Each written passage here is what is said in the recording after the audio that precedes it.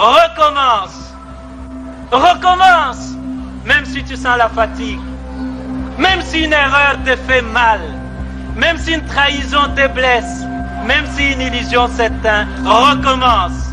Recommence, même si la douleur te brûle les yeux, même si on ignore tes efforts, même si les larmes de l'échec coulent dans tes yeux, même si tu te sens accompli, recommence. Recommence, même si l'injustice semble toujours avoir le dessus, même si tu sens la peur au plus profond de toi, même si les autres abandonnent, même s'il faut en payer les prix, recommence. Recommence chaque jour avec patience et amour. Recommence au jour des soleils comme au jour des tempêtes. Recommence avec amour et sans jamais te décourager. Recommence pour Dieu, avec Dieu, comme Dieu. Recommence pour ton peuple, avec ton peuple.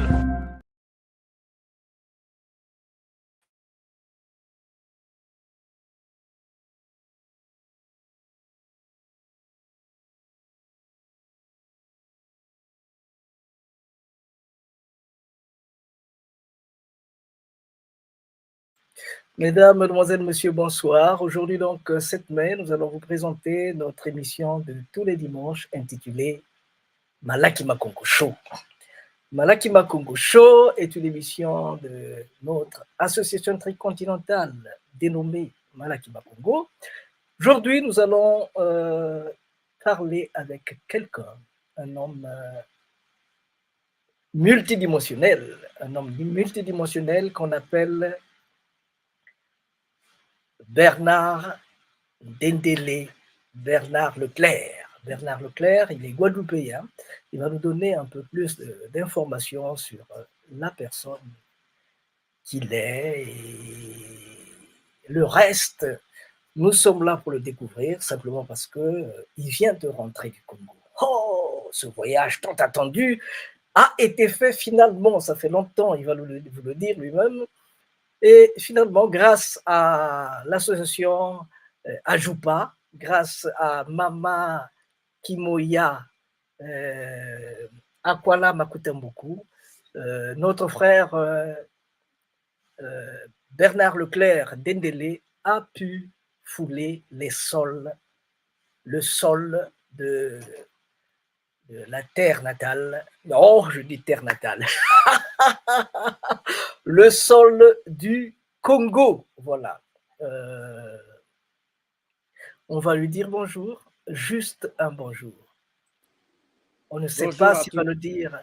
On ne sait pas s'il va le dire en français, en créole ou en Congo. À lui de nous le dire. Mbote. Il est là. Il est là. L'homme qu'on attendait depuis la nuit des temps. Il est enfin là. Il est allé au Congo, il est revenu. C'est vrai de dire depuis la nuit des temps, mais enfin les gens vont comprendre que nous sommes de siècles passés. Mais c'est vrai qu'on a eu l'occasion de parler au début des années 2000, 2004 ou 2005. Et nous étions tous les deux mus par cette espèce d'étude, d'analyse sur ces Africains de la diaspora. On a eu l'occasion de discuter, d'en parler. J'écrivais moi-même à l'époque un roman qui s'intitule La Maroponche, où le fond de cette histoire, bien que ça se passe à Marie-Galante, mais dans la naissance du héros de ce roman, eh ben, la mère était congolaise, le père aussi, et donc le lien avec l'Afrique était déjà primordial. Donc, chacun pris dans les éléments de la vie, je dirais. J'ai même reçu un papier disant que Malaki Makongo était me représentant en Guadeloupe de son travail. Et ma foi, bon, les choses sont restées en tout cas au niveau du cœur et au niveau de l'esprit, même si on n'a pas pu concrétiser.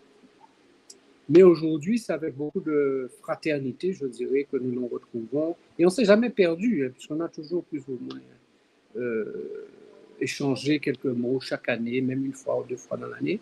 Et nous nous retrouvons aujourd'hui. Pour moi, la personne qui est en face de moi, à travers médias, communication moderne, est un frère que je salue, que j'embrasse fraternellement, parce que nous sommes une grosse communauté, nous sommes, je dirais, une grande fraternité, et c'est d'abord cela qui fera que nous serons respectés et que nous pourrons donc oser le monde. Alors, chers amis, vous l'avez entendu, il a la langue facile, mais aujourd'hui, on va lui tirer les verres du nez. On va quand même lui tirer les verres du nez parce que Tata Ndendele, c'est un homme des médias. On va essayer de voir un peu qui il est, d'où il vient. Est-ce qu'il est sorti droit de la barre des punch ou bien de je ne sais où? On ne sait pas, mais on est là pour essayer de parce que nous avons trouvé dans le monde de la littérature, dans le militantisme, dans l'écriture. Aujourd'hui, il repart dans les racines africaines. Nous sommes là, on va petit à petit chercher à savoir à qui nous avons affaire, de telle manière que demain, on se rappelle de lui. Merci.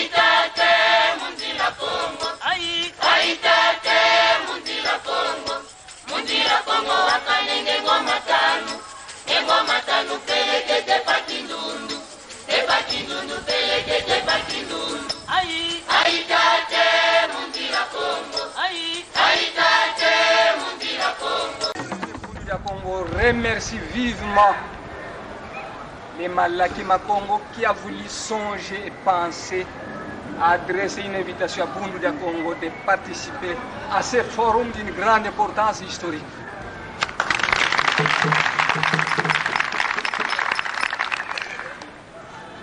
Longia Congo a dit: un peuple qui perd sa langue et qui oublie sa culture ressemble à un arbre déraciné, tôt ou tard fanera.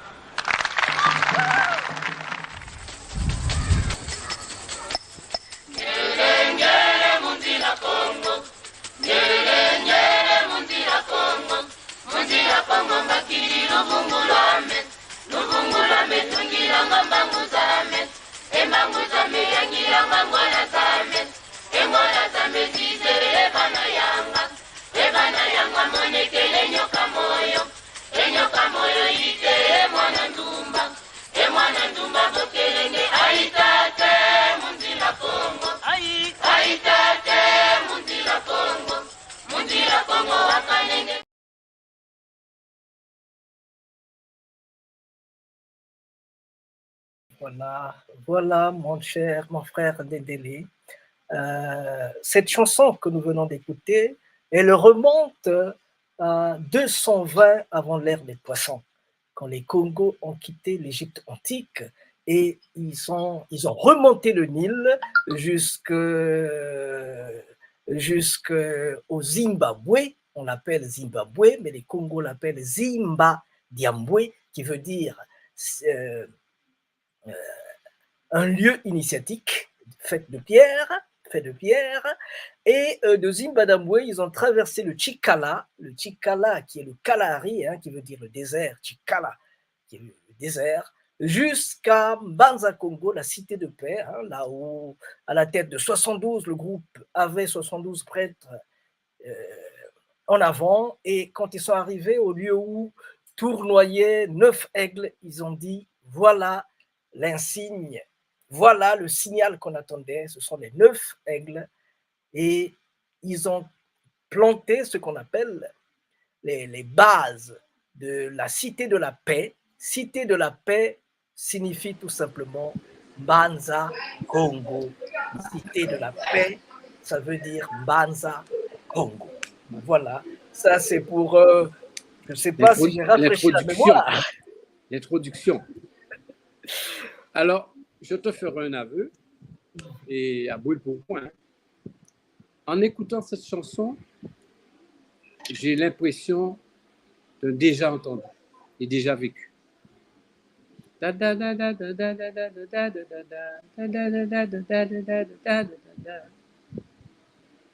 ben ça. J'ai l'impression de ne pas découvrir quelque chose et d'avoir entendu ça quelque part dans une vie. En tout cas, ça me fait un grand plaisir de savoir que les ancêtres sont là, ils sont là et nous disent qu'on doit continuer à y être. Alors, monsieur Bernard Leclerc Dendélé. Qu'est-ce que ça veut dire Dendélé, s'il vous plaît? J'ai rebondi, premier enfant, j'ai gagné, j'ai rebondi. Voilà. Alors,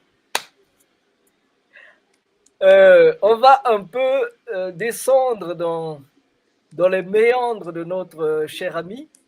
Nous allons faire défiler quelques images et vous allez nous donner des explications à propos. Avec plaisir. Ah, ça c'est le tout monde. C'est ma mère là. Ah. Ouais. Et comment elle s'appelle? Bernadette, et moi je m'appelle Bernard. Et beau, je te ferai encore un aveu. Oui. Ma mère, donc, qui s'est mise très jeune avec Blanc, parce que c'était quelque chose aussi de rarissime. Le nom Leclerc, évidemment, c'est français. Et ça ne se faisait pas du tout que des Blancs épousent une négresse. Ils faisaient des enfants, certes, avec des négresses, mais ils n'épousaient pas. Alors, mon père, donc, en tant que Blanc, s'est mis donc avec ma maman. Et je suis donc le 7e enfant de cette dame. Et donc, quand elle s'est mariée, elle était enceinte de moi.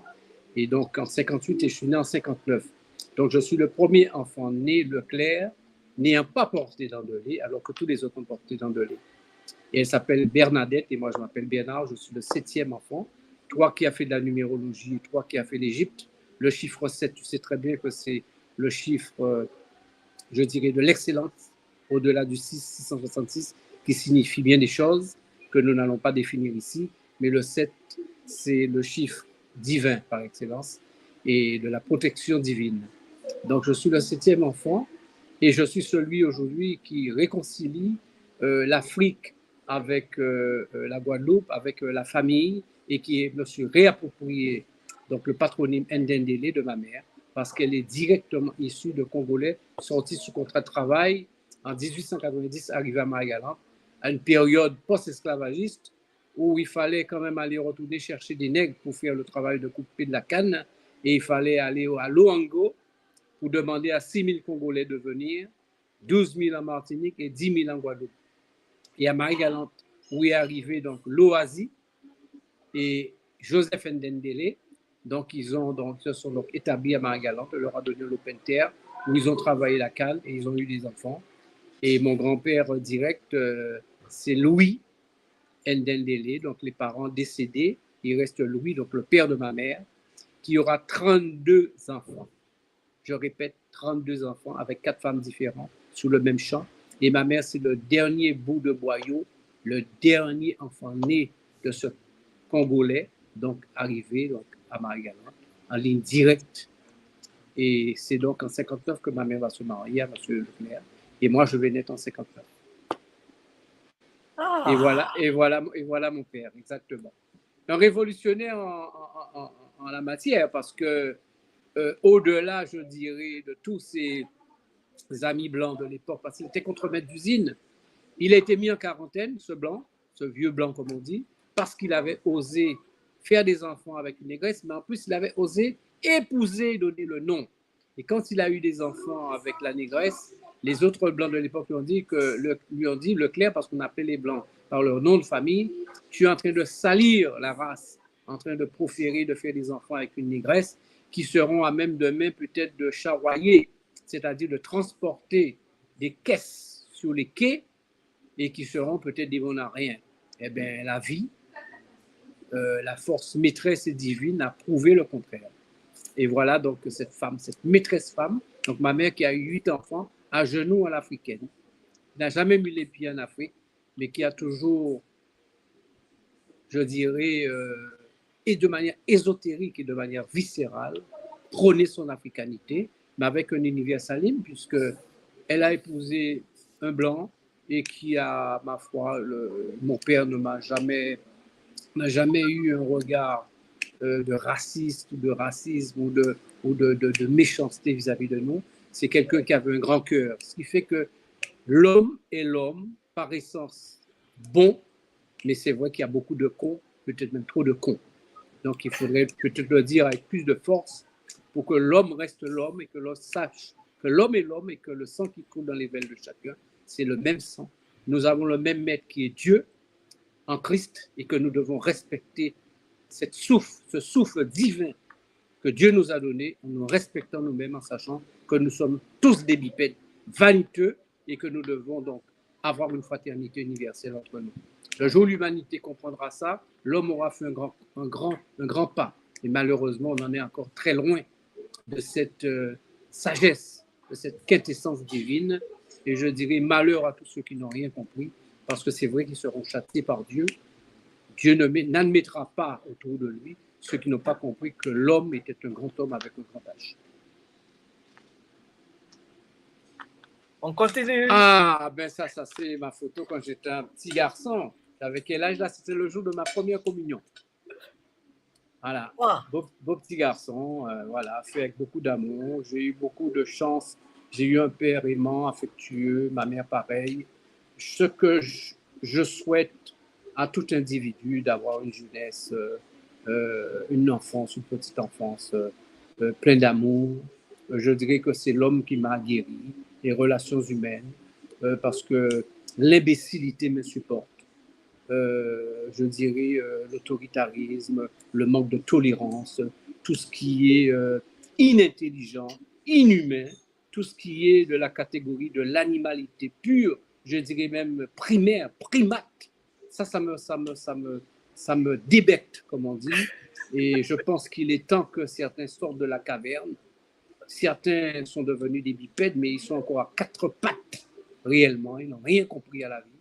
Et il serait temps, justement, peut-être qu'une loi divine puisse venir nous nettoyer cette terre par, je dirais, un ramassis d'individus qui, malheureusement, qui n'ont rien compris à la vie, qui n'ont rien compris à l'humanité. Et moi, je pense que c'est important pour nous de porter cette part d'humanité, d'affection collective l'un vis-à-vis de l'autre, afin que chacun puisse manger à sa faim et que le monde soit monde, à l'image, je dirais, de l'Éternel. Alors, on aimerait savoir quel genre d'activité Monsieur Leclerc faisait en Guadeloupe. Alors, mon père a été donc contremaître d'usine et donc il a travaillé, donc bien sûr, je dirais, il connaissait très bien le domaine de la canne et tout. Et quand il a connu donc ma maman et tout, il est devenu commerçant. Ma mère avait un petit commerce, donc il est venu, il a grandi. Et mes parents, donc, sont nés dans une boutique. Donc, la relation humaine avec beaucoup de fraternité avec les gens. Les gens qui travaillaient à la maison, c'était pratiquement des grandes sœurs, des grands frères. Quand ces gens-là se mariaient, ils avaient droit à un lopin de terre, ils avaient droit à une prise en charge générale de mes parents sur le mariage. C'est des gens qu'on respectait. Ce n'étaient pas des bonnes ou des servantes ou des trucs comme ça. J'ai eu une enfance avec des parents commerçants, je dirais, une enfance heureuse. Mes parents étaient profondément croyants. Je revois encore mon père en train de trembler, en train de parler. Pas de réciter un autre père archaïque et spontané, mais en train de parler avec Dieu parce que c'est quelqu'un qui avait une peur de Dieu et qui une foi aussi en Dieu, parce que qui ne craint pas Dieu, n'a pas peur de Dieu, n'a pas peur de la justice divine, ne peut pas être un être de sagesse. Et notamment aussi, donc, ma mère, une croyante, que je revois à genoux, en train d'implorer, je dirais, les grâces du ciel, de Dieu, pour ses enfants, pour notre douleur, pour quand quelqu'un était malade, quand on allait à l'examen. J'ai vu ma mère faire des pèlerinages, marcher à genoux, ne pas manger, viscéralement être mal, parce que tout simplement, les huit enfants, une maman mais extraordinaire, une maman congolaise, une maman africaine, une maman qui ne mangeait pas si nous n'avions pas mangé, et si on voulait d'autres qui nous donnaient et restaient sans manger. Ça n'existe plus. Ça n'existe plus. Une maman qui vous appelle parce qu'elle ressent à milieu que vous avez mal et qu'il y a quelque chose qui ne va pas. Je veux dire, un monde que nous avons oublié, que nous avons mis de côté, qui est tout juste à côté de nous, mais où il y avait une transmission ésotérique, une transmission dans l'âme et du non-dit, de l'intangible qui faisait que nous étions en communication. Et cette humanité maternelle, paternelle, du clan, de la famille que nous avions, malheureusement, quand je parle avec beaucoup de jeunes aujourd'hui, que je vois beaucoup de monde, eh bien, ils n'ont pas connu ça. Ils n'ont pas eu cette affection, cet amour, que ta mère, ton père puisse te prendre dans les bras et te dire « Tu es mon fils, je t'aime ». Je veux dire, ça t'empêche de faire des conneries, ça t'empêche d'être n'importe qui, ça t'empêche aussi de t'égarer. L'amour qu'on te porte, tu as envie de traduire ça, tu as envie de donner ça à quelqu'un. Et aucun être ne peut subsister, ne peut survivre de lui-même s'il n'y a pas ça. Et je pense que notre vie d'aujourd'hui, si on a perdu quelque chose, eh bien, c'est ce lien familial, cet amour de la transmission. Parce que si on n'a pas eu de l'amour, on ne peut pas inventer ça et le donner à quelqu'un d'autre. Et je pense que si nous voulons recréer notre monde, recréer le Congo d'origine, recréer le royaume, recréer la solidarité africaine, quand je parle de l'Afrique, je parle de toute l'Afrique. Je ne parle pas du Bénin, je ne parle pas, même si je suis originaire du Congo-Brazzaville et de Kimbélé, mais pour moi, j'entends l'Afrique, c'est-à-dire cette Afrique de la genèse, du premier homme, du premier arbre, de cette première terre, de ce premier fleuve, de cette première goutte d'eau qui va tomber, du souffle divin qui fera que nous existons par-delà le monde et au-delà du monde. C'est pour ça qu'on nous déteste, qu'on nous hait. Mais de toute façon, nous reprendrons ce chemin, je dirais, puisque nous sommes porteurs de lumière et c'est nous qui allons ouvrir la porte céleste au dernier moment. Après la Chine, il y a 30 ans, c'était le Moyen-Âge. Les gens faisaient caca dans les dalles. J'ai eu l'occasion d'y aller une fois, les gens satisfaire leurs besoins dans les dalles, il y a 30 ans. Eh bien, aujourd'hui, la Chine est devenue un pays immensément riche, même si tous les Chinois ne le sont pas, au détriment de très peu. Mais le dernier continent qui reprendra le flambeau, et là, la terre ne sera plus la terre, le divin fera ce qu'il doit faire, c'est l'Afrique. Alors, on vous a vu dans l'armée? Ah oui, j'ai fait mon service militaire en tant que Français, en tant que Guadeloupéen. C'était obligatoire. J'ai répondu présent et j'ai fait ce qu'il fallait faire. Mais depuis à l'époque, on me détestait, on me traitait d'intellectuel. Les métropolitains me voyaient en moi quelqu'un de récalcitrant. On me traitait de révolutionnaire de Bainbridge. Donc, quand il y avait des marches et tout, des corvées, le gars systématiquement voulait me mettre. Je faisais tout ce qu'il fallait faire. Et lorsqu'il y avait une marche de 200, 300 bornes, je le regardais dans les yeux et j'avançais, j'étais devant lui. Parce que j'avais quelque chose d'autre qui m'animait. J'ai eu un dénommé sergent Carr, un métro. Je ne vais pas te dire pourquoi, le gars me détestait. Il m'avait pris parce que je suis petit, je ne suis pas grand, je ne suis pas comme nos amis congolais qui ont une corpulence et tout. Donc le gars, il pensait donc pouvoir m'écraser, me mater. On n'aime pas les gens qui parlent, on n'aime pas les gens qui pensent, on n'aime pas les gens qui ont un regard sur l'histoire de manière authentique. On aime le nègre qui rit, le nègre qui danse, le nègre qui boit, le nègre qui parle de football, le nègre qui parle de sexe, de musique. Mais lorsque nous devons dire les choses et nous devons nous faire respecter, évidemment, donc ça étonne, ça surprend, ça chamboule tout le monde, ça révulse tout le monde. Eh bien non, la connaissance, la science n'est pas donnée à certains par rapport à certains épidermes ou autres. Ça appartient à tout le monde. Nous sommes tous des hommes. Nous avons tous un respect mutuel que nous devons avoir vis-à-vis de nous-mêmes. Et ce n'est qu'en passant par cette attitude que le monde sera monde. Et autrement, il y aura toujours, en voulant profiter par rapport à d'autres, il y aura toujours des antagonismes stériles. La mort du racisme viendra le jour où chaque homme se regardera dans les yeux en étant fraternel et sans pour cela se croire supérieur à l'autre. Ok, je me rends compte que j'ai soulevé la couverture de la marmite qu'il ne fallait pas. Ah, tu sais, moi, a priori, moi, quand je sens les gens. J'ai quelque chose de profondément congolais, je sens les gens. Et à 1000 lieues, quand je suis dans la rue, et je dis ça tout à mon fils qui a 37 ans, qui est concertiste en piano classique, je lui dis, quand tu marches dans une rue, tu regardes droit devant toi. Si tu vois venir devant toi quelqu'un qui a une mine patibulaire et que Dieu te dit de changer de trottoir, le meilleur combattant, c'est celui qui esquive le combat et change de trottoir.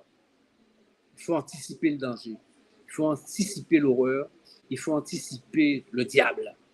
Eh bien, moi, dans ma projection physique, visuelle et spirituelle, je demande toujours à Dieu de m'écarter du danger, de m'écarter du diable et du feu du ciel, afin que je sois toujours en adéquation avec le plus grand. Et le jour où nous allons rencontrer, que je sois quand même suffisamment, tout en étant humble, pas fier de moi, mais puisque je commets forcément des péchés comme tout le monde, je suis humain, je suis de chair, mais que je sois quand même rassuré par moi-même. Et je vais travailler pour polir ma pierre afin de ne pas être torturé de peur de le voir parce que tout simplement mon âme serait sale. J'essaie d'être en adéquation avec ce qu'il dit, je fais beaucoup d'efforts en portant beaucoup d'amour aux gens, en aidant les autres. Et c'est ce que je transmets à tout le monde. Voilà. Est-ce qu'en changeant de chemin pour éviter le pire, pour éviter le mal, on ne peut pas aller tomber dans le pire, pour ne pas dire on ne peut pas tomber dans la mare de Punch? Alors je touche le bureau là où je suis, on dit il faut toucher du bois. J'ai 64 ans, j'aurai 64 ans en septembre. Je te dirais que depuis mon plus jeune âge, ça m'a toujours animé parce que très jeune, depuis 7-8 ans, j'ai beaucoup écrit de la poésie. Hein. J'ai eu, à la mort de ma mère, j'ai fermé ses yeux. Et quelques temps avant, on avait eu une petite parole et je le lui avais dit, j'avais prédit ça. J'ai dit à ma mère, tu sais, tu m'as dit telle et telle chose, mais peut-être ce sera moi de fermer tes yeux. Et ça s'est avéré vrai. Et comme beaucoup de choses dans ma vie qui s'alignent, quand je sens, je ressens. Sans pour cela être médium ni rien. Je suis à l'écoute tout simplement d'une petite voix. Et j'essaie de faire ce que cette voix me dit. Je fais toujours en fait d'écarter les choses. En tout cas, d'être conscient que vivre est un danger, que l'autre est un danger, pas systématiquement. Je ne suis pas non plus un parano, mais quand je ressens une certaine animosité ou une voix me dit cet individu, écarte-toi de lui, je le fais. Je ne vais pas au-delà de ce qu'une voix pourrait me dire. Et je pense que chaque individu a ça. Je ne parle pas en mon nom. Attention, vu mon âge, je parle et je dis quelque chose, il ne faut pas interpréter ça comme une espèce d'arrogance. C'est un conseil de sage. C'est un conseil vis-à-vis des jeunes. C'est un conseil vis-à-vis de chacun. Il faut éviter les choses. Si tu sens que, a priori, dès le premier regard avec quelqu'un, ça ne va pas, n'insiste pas. Bonjour monsieur, au revoir. Il y a des regards immédiatement. Ce que je dis, c'est pas. Je n'invente rien. Chacun peut, à son propre niveau, comprendre ce que je dis. Et souvent, la première impression qu'on a eue de quelqu'un est la bonne. La première impression des quelques premières secondes vis-à-vis d'un individu est souvent la bonne. Et lorsqu'on trahit cette première impression, on se dit, mais finalement, je n'ai pas écouté ma petite voix, mais regarde un petit peu aujourd'hui, 2 ans, 3 ans après, on voit d'où j'en suis. Voilà. Vous êtes-vous déjà baigné dans La mare au punch? Alors, cette mare au punch n'est pas une mare. Anciennement, les gens se baignaient dans les mares. Mais aujourd'hui, il y a très peu d'eau et l'eau n'est pas forcément buvable et tout, alors que les gens buvaient cette mare. L'histoire de cette mare au punch, je te la donne très rapidement et succinctement pour ne pas trop accaparer le parler. En 1848, à l'abolition de l'esclavage, les gens étaient contents, donc ils ont beaucoup festoyé. Et il y a une légende qui dit à Marie-Galante que ce jour-là, puisqu'il y avait une distillerie, une usine non loin à côté de cette mare, sur un lieu dit qui s'appelle Pirogue, que les gens ont été tellement contents d'être libérés après 3 siècles d'esclavage qu'ils ont déversé donc dans la mare tout le contingent de robes qui était dans l'usine et ils ont flambé la mare, ils ont mis le feu comme pour exorciser, je dirais, quelque chose qui avait été un poids du passé, de l'histoire. Et cette mare, donc, depuis, le Pirogue, s'appelle comme ça. Alors, il y a un côté un petit peu plus austère de cette légende qui dit que ce jour-là, donc, les Noirs, les nègres de Marie-Galante, ont fait danser les prêtres en soutane et ont coupé les seins des nonnes. Et un grand poète marie-galantais guiticonnien dit dans un vers, dans une strophe, les nonnes ensanglantées pleuraient leurs seins coupés et les prêtres sans soutane dansaient la bamboula. Et donc, c'est resté comme une légende, comme quoi les gens de Marie-Galante, il ne fallait pas trop les embêter parce que il ne fallait pas trop les chatouiller parce qu'ils pouvaient vite verser dans le mécontentement. Donc voilà l'histoire de cette mare au punch qui est un lieu sacré aujourd'hui où les gens ont dansé, où les gens se sont amusés à l'abolition de l'esclavage. C'est ce que dit la légende. Et c'est pour ça que justement à la fin du mois, pour la commémoration de l'esclavage, de l'abolition de l'esclavage, pardon, j'irai donc dire quelques mots en souvenir. C'est pour ça que sur le roman, vous avez l'île de Marie-Galante, la forme arrondie, le pont qui traverse la mare et vous avez des nonnes par-dessus. Voilà, c'est ce que ça veut dire. Donc voilà un petit peu donc, cette mare enflammée, comme pour brûler, comme pour annihiler définitivement un passé. Et le rhum déversé, c'est la sueur, c'est le sang des esclaves, le travail jamais payé de ces 3 siècles d'esclavage. Et bien voilà ce qu'on en fait. On déverse ça dans la mare. Et les gens dansaient. Donc, comme quoi, il y a quelque chose de profondément ésotérique. On voit le feu, on voit l'air, on voit la terre s'unifier dans une triangulaire pyramidale pour dire que nous devons toujours regarder vers le haut et que nous sommes des Congos, nous sommes des Africains. Et même quand on l'ignore, dans notre imaginaire, dans notre ésotérisme, dans notre atavisme, ce que nous disons, ce que nous faisons, ce que nous pensons, nous transmettons encore l'Afrique.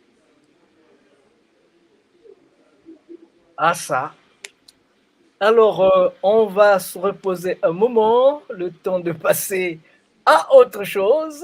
Il n'y a pas de souci. Ben là, nous y sommes.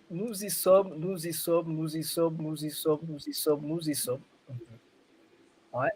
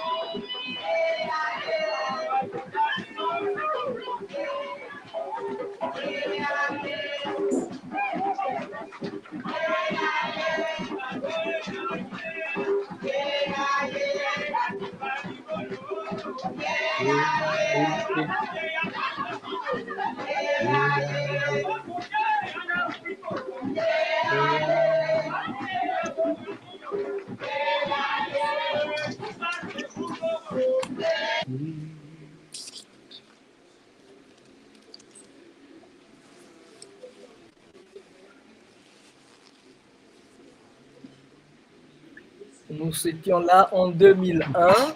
Est-ce que oui. vous pouvez nous aider un peu sur tout ce que nous venons de voir là?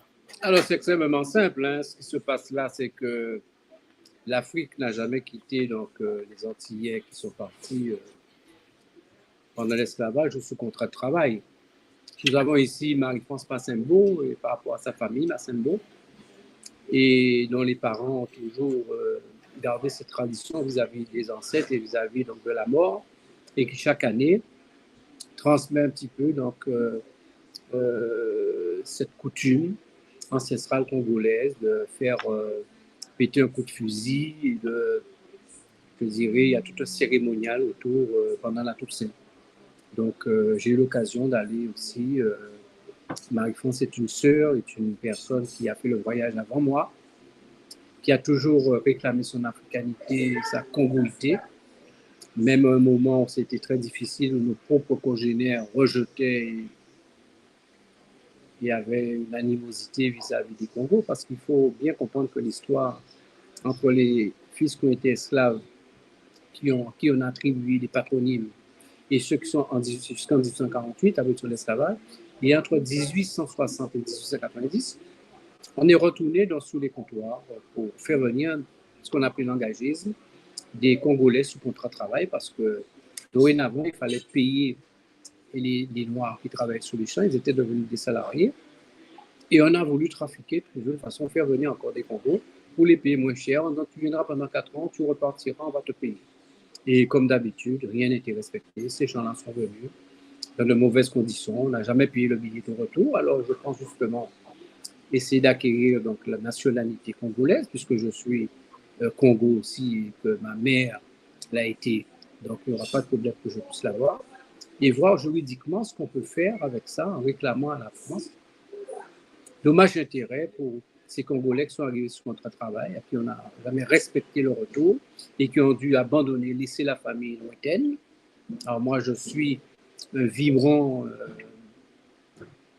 témoin de cela, puisque j'ai retrouvé toute la famille, le lieu de départ de Kimbélé. Et donc, je sais aujourd'hui ce que ça nous a coûté symboliquement, ésotériquement et spirituellement d'être coupé, trafiqué, exporté ici même sous contrat de travail, sans savoir exactement. Donc, j'ai dû faire beaucoup d'efforts depuis une bonne vingtaine d'années pour retrouver un petit peu le lien. Ma mère a eu l'occasion de mourir en 99 sans jamais savoir. C'est dommage. Aujourd'hui, beaucoup d'Antillais font cet effort parce qu'il y a un besoin, il y a un appel. Ce n'est même pas quelque chose de rationnel qu'on met en place. Moi, je dirais, ma reconnaissance, ma connaissance, mon lien, mon relien avec l'Afrique s'est imposé en moi et les choses se sont alignées. Joseph Ndiaye, que j'ai retrouvé au Sénégal en 1992, j'ai gagné un prix commercial à la mondiale et je me suis retrouvé au Sénégal gratuitement et j'ai rencontré Joseph Ndiaye. Et c'est à partir de ce moment, je me suis dit, je suis qui? Qui suis-je réellement? Voilà. Voilà, j'étais jeune, j'avais 31 années. Et quand j'étais là, Joseph Ndiaye, dans cette demeure, avec une voix de stentor, nous a raconté le périple, l'histoire de l'esclavage, avec la résonance, avec les grégores dans ce lieu qui était là en train de refaire sortir, de surdimensionner tout ce qui se passait, ce qui s'était passé. J'ai revu, j'ai schématisé, j'ai senti, j'ai reniflé l'odeur du sang et de l'excrément et de tout ce qui s'était passé. Quand il a fait passer un livre d'or pour dire « Fils des anciens esclaves », je ne sais quoi, laisser sur le livre d'or un mot, j'étais incapable d'écrire, j'étais là, mais j'étais incapable, je n'ai pas pu écrire un mot. Incapable d'écrire quoi que ce soit. J'ai subi un choc psychologique, émotionnel inimaginable, alors que je n'étais pas prévu, je ne connaissais même pas. Dendélé, je sais que ma mère s'appelle Dendélé, c'était francisé, mais jamais, c'est à partir de ce moment-là, il y a eu un souffle, il y a eu un vent, il y a eu quelque chose qui m'a emmené là et qui m'a fait prendre conscience de quelque chose en 92. Et la deuxième fois maintenant, mon dernier retour à l'Afrique, c'est un petit peu plus long puisque c'est récent. Ben, c'est une rencontre avec Ajupa Congo, puisque j'ai voulu pendant le Covid rassembler la famille Dandelé pour créer une espèce de fusion avec tout le monde. On a pu le faire en plein Covid. Personne n'est mort, personne n'a attrapé le Covid. J'avais eu connaissance d'Ajupa Congo par rapport à Marie-France, par rapport à Mireille, donc Kimoya, et qui était là en même temps, qui est venu pour ce rassemblement, qui a chanté, qui a invoqué donc, les ancêtres. On a déjeuné ensemble, on a été sous la tombe de Joseph Ndendele Loazi et Louis Dendele. On a prié autour et depuis, les choses sont en train d'exploser dans le bon sens du terme. Peu de temps après, récemment, en janvier, je reçois un coup de fil, M. Leclerc, pour un tournage FR3, TF1. Vous êtes conviés, on part avec vous au Congo-Brazzaville, puisqu'on sait que vous avez retrouvé votre lien de parenté avec Hakim Mele. Alors je dis à mon épouse, écoute, je viens d'avoir un coup de fil. J'objectais, je prévoyais éventuellement retourner en Afrique, mais comment, avec qui, dans le cadre de la Jupa, associatif et tout. Et voilà, une fille que j'ai rencontrée 4 ans avant, où j'ai parlé de ma famille congolaise, du nom de ma mère, m'appelle, me dit, ça y est, monsieur Leclerc, je m'appelle Laura Chapner-Rivaudet, je suis de la Martinique, je vous avais rencontré il y a 4 ans, avant le Covid, on avait parlé de votre famille et tout, ça y est, j'ai le financement, j'ai un billet, je pars avec vous pour retourner avec mon documentaire. Depuis ce passage dans la prière avec Mireille, les choses se sont alignées, mais on est parti au Congo. Et on a retrouvé la famille à Kimbele. Voilà, sans dépenser un centime. Encore une fois, comme pour le passage au Sénégal. Retour à la case départ. Grand plaisir parce que le Congo connaît la Guadeloupe depuis longtemps. Mais surtout, c'était en 94. En 94, Malakima Congo, dans une association que j'avais créée en 91, nous avons donc invité les Guadeloupéens au travers d'un ami, un frère, au travers d'un frère, nous avons donc Alphonse Nzindou, que je travers connais d'un très frère. bien, qui a beaucoup travaillé sur la recherche et qui a été celui qui a fait le plus beau travail pour mettre le droit d'où sortait Joseph Ndendele. Voilà. Donc, il devrait venir en 93. Il y avait des petits problèmes au Congo, c'était pas possible, donc c'est l'année qui suivait, 94, qu'ils sont arrivés. Il y avait Benzo, Benjamin Oui, Moïse, je connais très bien. il y avait Jocelyn Gabali, le maître tambour, il y avait Bébé Ranspar et Marie-France Massembo, elle venait d'accoucher, donc l'enfant avait 7 mois, elle l'a abandonné pour venir au Congo et c'était fort parce que nous sommes restés pendant tout un mois. Il y a un film qui est fait. Oui, il y a un film, oui, il y a un film qui existe. Ouais. Nous sommes restés pendant tout un mois et c'est merveilleux, c'est merveilleux. Ah non, mais une grande reconnaissance, un grand respect pour Marie-France pour avoir tenu comme ça. Moi, j'ai moins souffert de cet aspect, comme les gens faisaient ici, de traiter les gens de Congo parce que c'était pratiquement une insulte.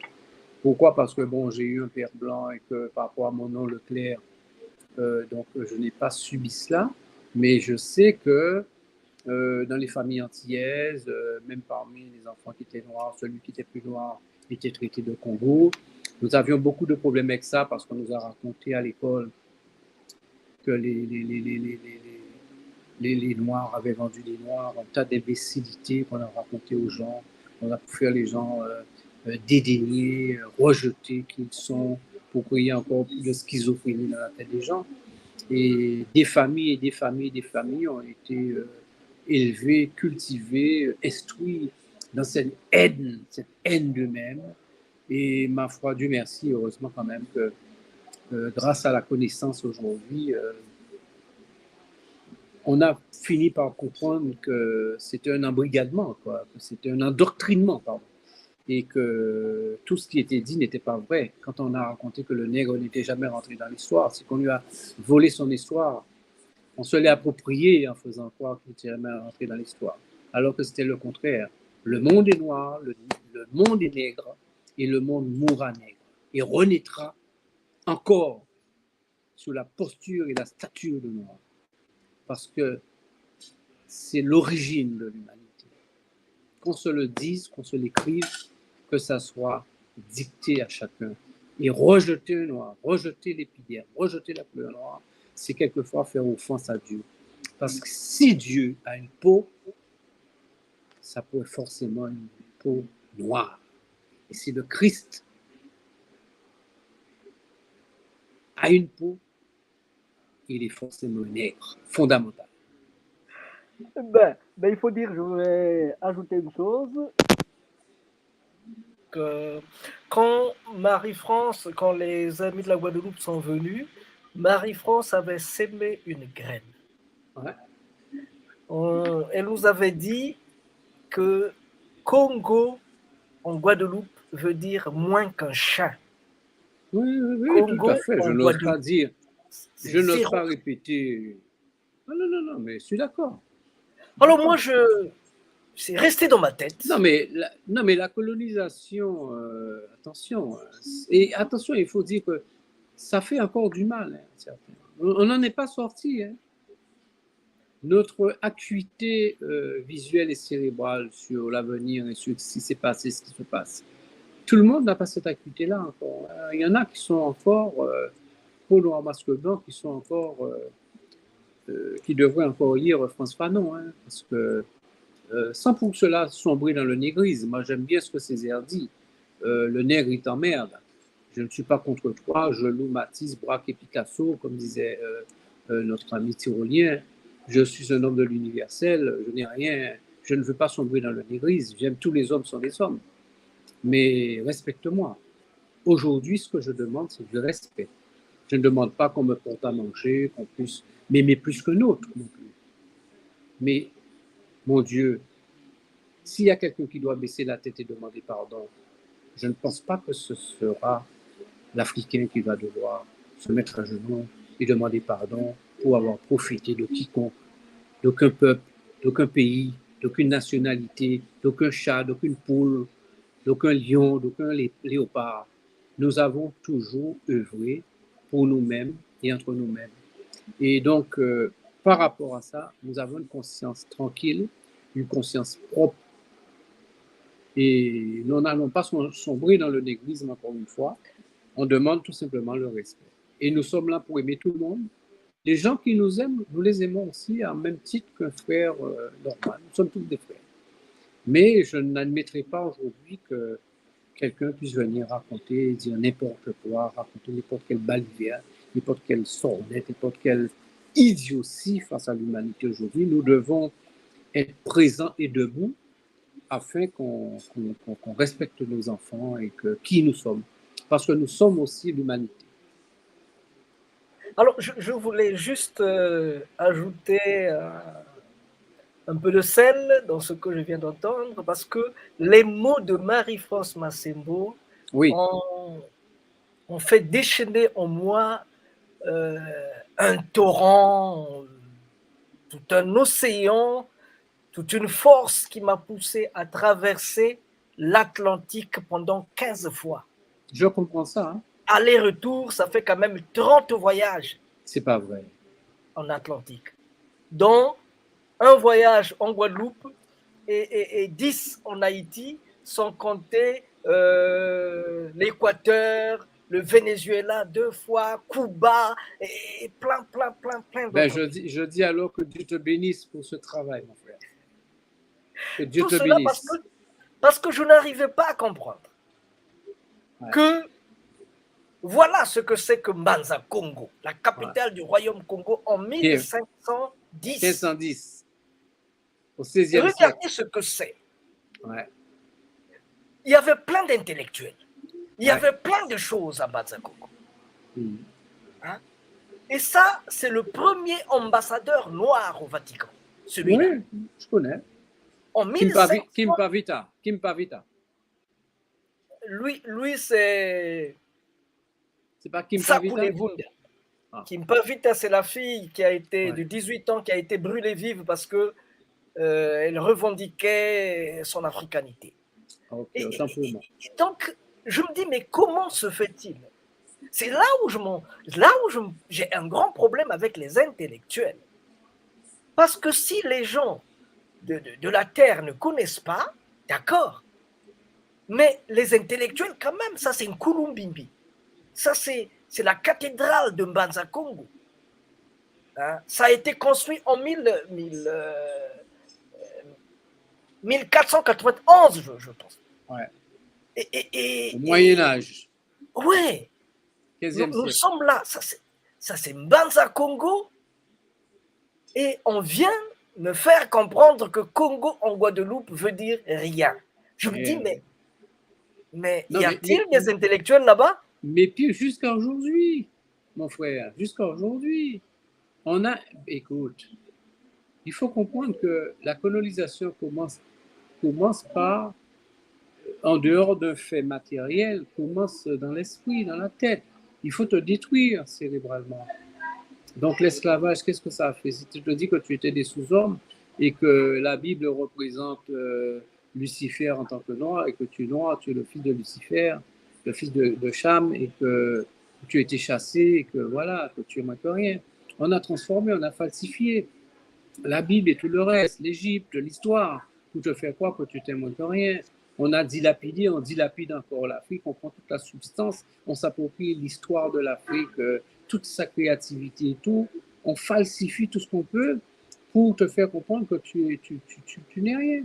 Et heureusement, aujourd'hui que les choses sont en train d'exploser, nous sommes à l'ère du verseau, et que toutes les vérités seront révélées, et que les choses explosent de partout, et que tout enfant noir aujourd'hui a plus ou moins été à l'école, c'est lire, c'est écrire, et que peut-être que nous devrions passer par cette trame, je dirais cette obscurité, cet obscurantisme, pour renaître. Peut-être que c'était inscrit dans le livre du livre, et que, mais ma foi, aujourd'hui, ce qu'il faut garder entre le passé et le présent et l'avenir, ce qu'il faut dire aujourd'hui, c'est que les choses sont en train de changer.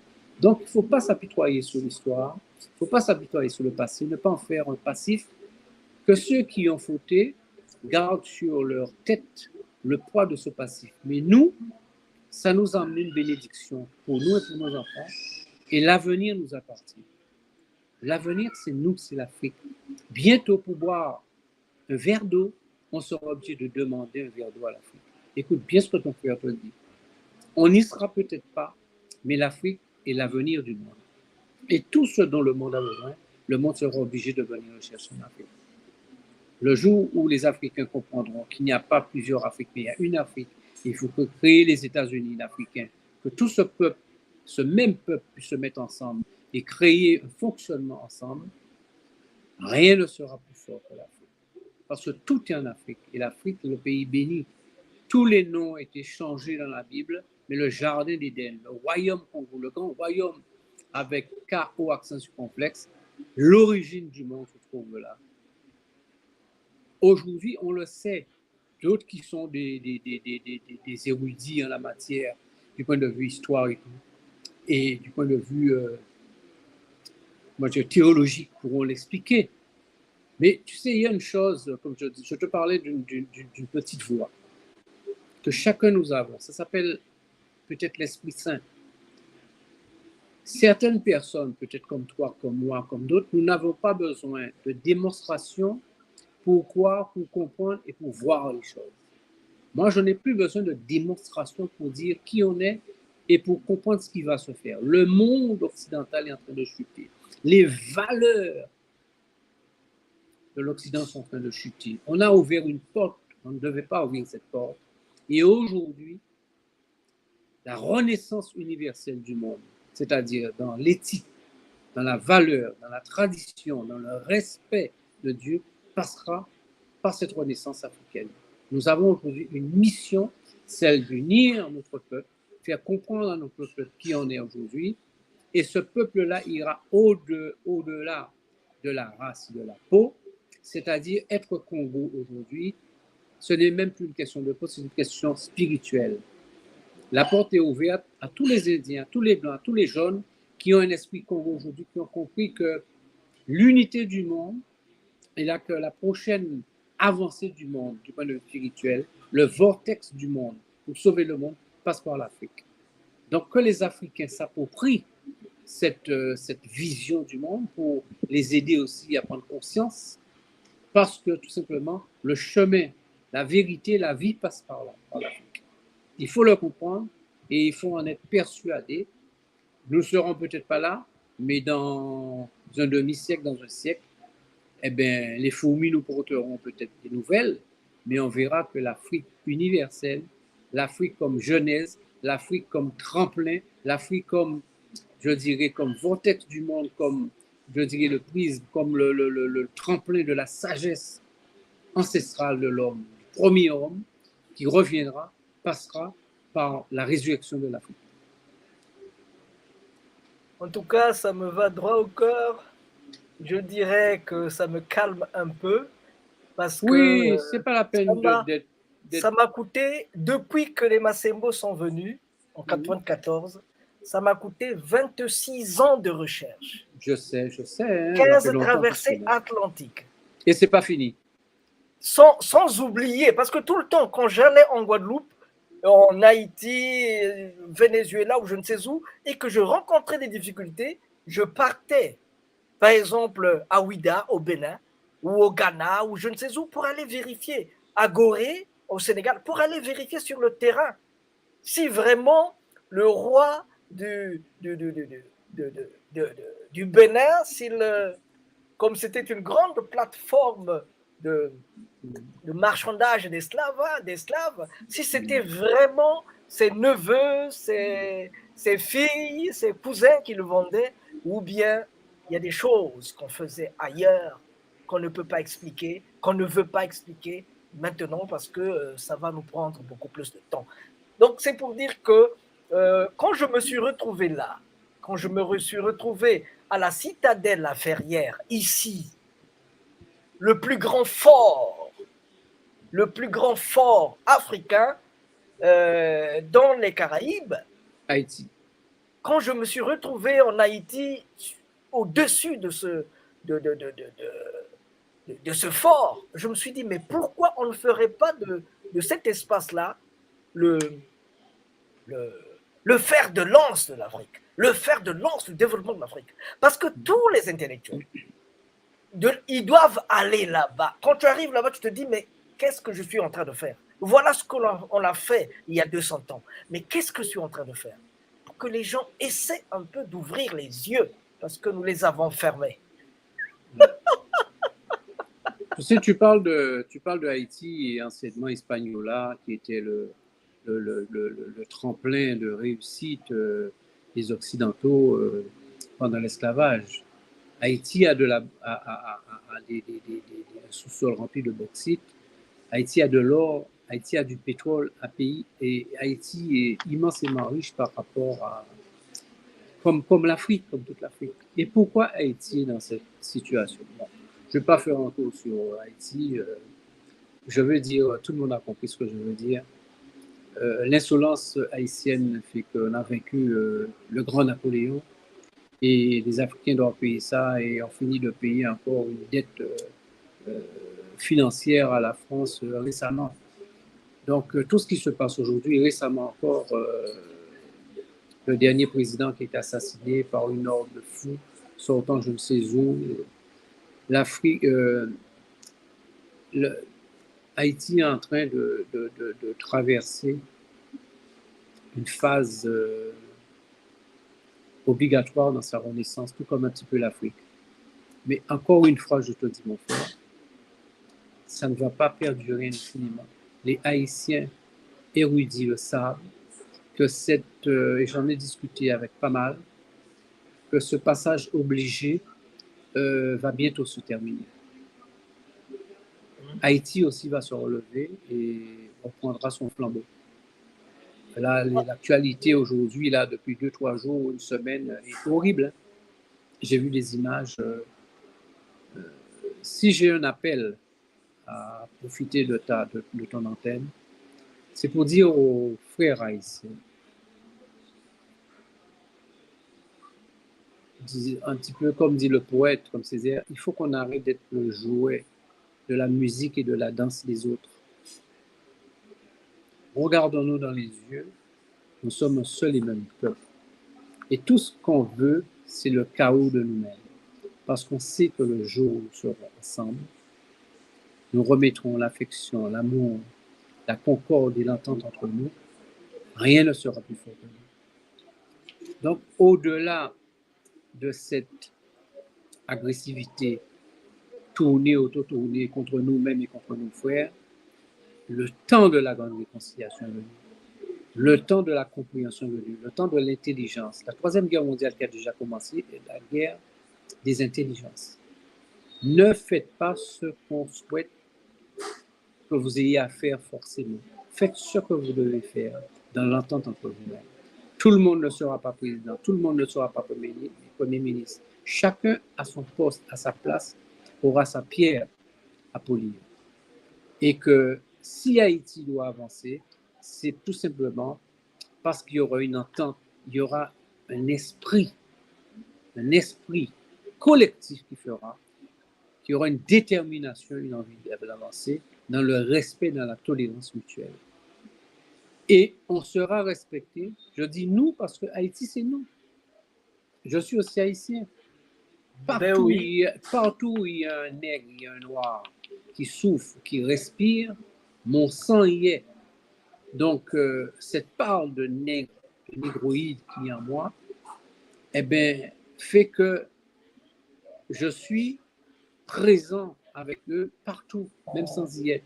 Et leur réussite, c'est ma réussite. Et dans le malheur, je ressens ce même malheur-là. Je n'ai pas besoin d'être en Haïti. Lorsque je vois des gens brûlés avec des pneus autour de leur corps, et c'est fait, c'est érigé, c'est fait par nous-mêmes, je dis que nous ralentissons notre mise en marche, nous ralentissons notre perfectionnement, nous ralentissons notre élévation et nous régressons. Il faut avoir la volonté d'envoyer paître le mal. Il faut être plus fort que le mal. Il faut être plus fort que le malin. Il faut être plus fort que l'esprit, je dirais, de négativité qui nous entoure. Si nous n'avons pas cette motivation, cette détermination en nous, chacun, personnellement, chaque fils, chaque Congo vivant, pour nous dire que nous devons faire notre auto-nettoyage de nous-mêmes, pour acquérir cette sagesse qui va rejaillir sur le collectif, nous n'arrivons pas. Nous devons, nous, d'abord faire une révolution de la pensée, une révolution dans l'âme, une révolution dans nos cœurs, afin de nous accepter nous-mêmes, nous entre nous, quand je dis nous, noirs, avec notre histoire, avec nos difficultés, nos limites aussi, nos limites. Nous ne serons pas tous des dieux, nous ne sommes pas tous bons. Mais quantitativement, quand le quantitatif de bonté prendra le dessus par rapport au négatif, eh bien là, on verra, on va commencer à avancer. Donc, je demande aux frères aussi haïtiens qui sont de la diaspora, donc de prier pour Haïti, d'appeler le monde noir, l'Afrique noire à prier pour Haïti. Parce que la réussite de l'Afrique, d'Haïti, c'est la réussite de l'Afrique, c'est aussi notre réussite. Le monde nous regarde et nous avons une mission divine qui est la mission de la réussite, de créer un autre homme, un homme nouveau, qui soit bâti, je dirais, pour l'éternité, dans la quintessence de l'élévation du bien. Donc, soyons conscients de cette mission-là. Elle n'appartient pas à une catégorie d'individus à droite ou à gauche. Nous avons cette mission-là. Donc, c'est ce que je pourrais dire à Haïti aujourd'hui. Je sais que c'est difficile, je sais que c'est problématique. On peut se mettre ensemble et demander à la France de restituer le vol de cette dette soi-disant de guerre qui a été donnée. Juridiquement, il y a des choses à mettre en place aujourd'hui. Mettons-nous ensemble, il y a trop d'individus instruits, il y a trop d'écrivains. Je parle de La Ferrière, je parle il y en a plein. Aujourd'hui, la littérature française aujourd'hui ne passe pas sans la littérature haïtienne. Et il n'y a pas en Miami un kilomètre à faire, 200 mètres à faire, s'il n'y a pas un médecin, il n'y a pas un avocat, il n'y a pas un Haïtien il n'y a pas que des Haïtiens, je dirais, va-nu-pieds. Ce n'est pas vrai. C'est un peuple intelligent, c'est un peuple fort, c'est un peuple fier, c'est un peuple de réussite. Mais il faut absolument se mettre ensemble pour conjurer ce mal. Il faut se mettre ensemble collectivement dans la prière afin de faire écarter, je dirais, ce mauvais sort qui est là aujourd'hui. Mais je sais qu'il ne tardera pas à partir parce qu'il est inscrit dans certaines lectures que j'ai eues par certaines personnes que le temps des temps n'est pas loin et que Haïti va devoir retrouver sa verticalité.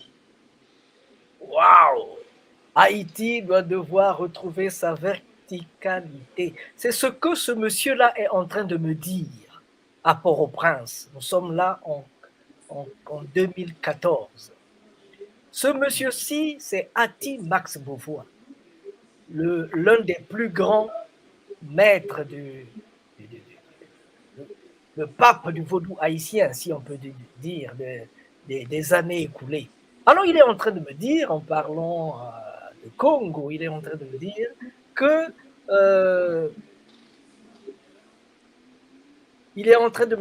la population haïtienne, la culture haïtienne est essentiellement congolaise.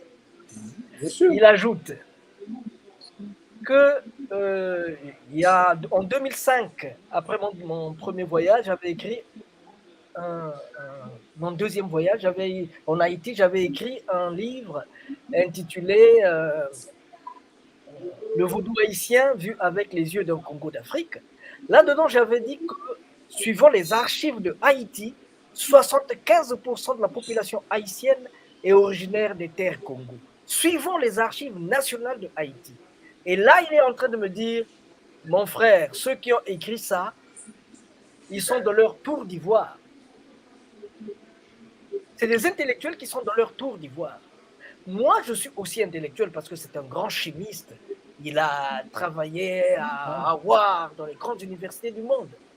Il dit, moi qui suis dans les bas-fonds, je vais dans les bas-fonds, je vous dis, il faut voir ce chiffre à la hausse.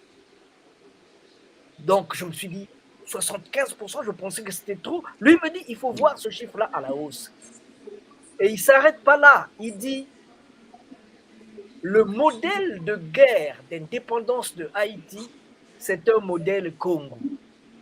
Coupé tête, brûlé caille.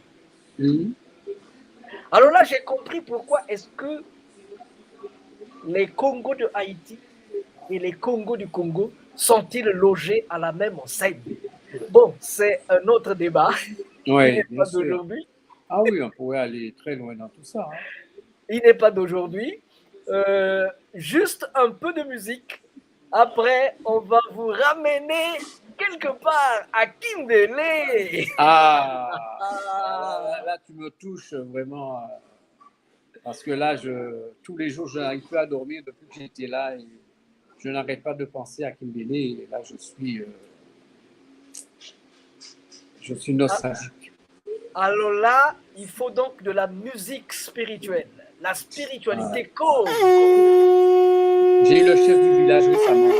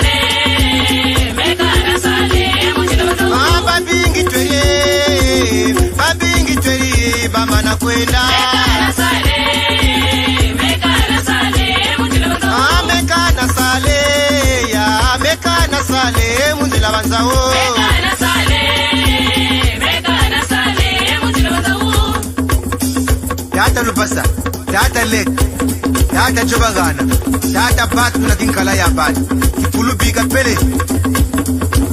Kongo bori kuluke mubebe.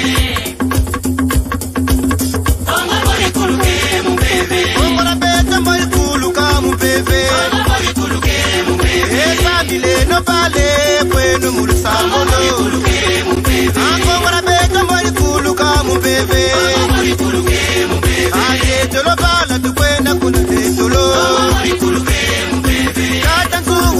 la Kongo liwasisa akela kinzozi yake tata kiuni amebera beto Kongo tabira kuluka bana banye luto masambila mukimino iwisa kitwaji tulombele ku Kongo mbuta bakela mbuta mwanda nsemilongi ya Kongo mbuta mboko mbuta ngusu mbuta makundu mbuta Justin mbuta ntala mbuta masengo mambongolo le père Casimir Mukuba le père Christian Mbuku mbuta Simeon Lubayi unambanza mputu mbuta Serge Kinwani le bon berger mbuta Patrick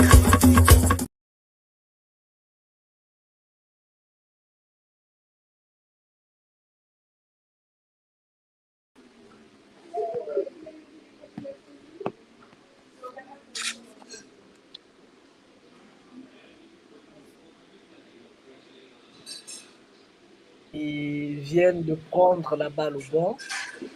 Donc au niveau de Malaki Makongo, nous avons reçu aussi, aujourd'hui dans le cadre de Malaki Afro-Congo TV, nous avons reçu un frère, monsieur Bernard Leclerc Dendele, qui revient du Congo. Avant de le faire parler, j'aimerais que nous puissions suivre un peu ce qu'il a eu à faire dans cette terre qu'on appelle Congo.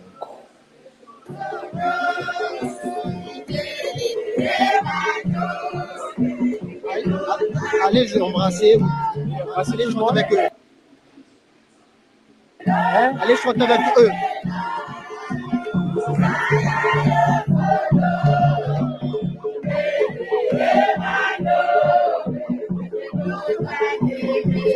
Faut tourner.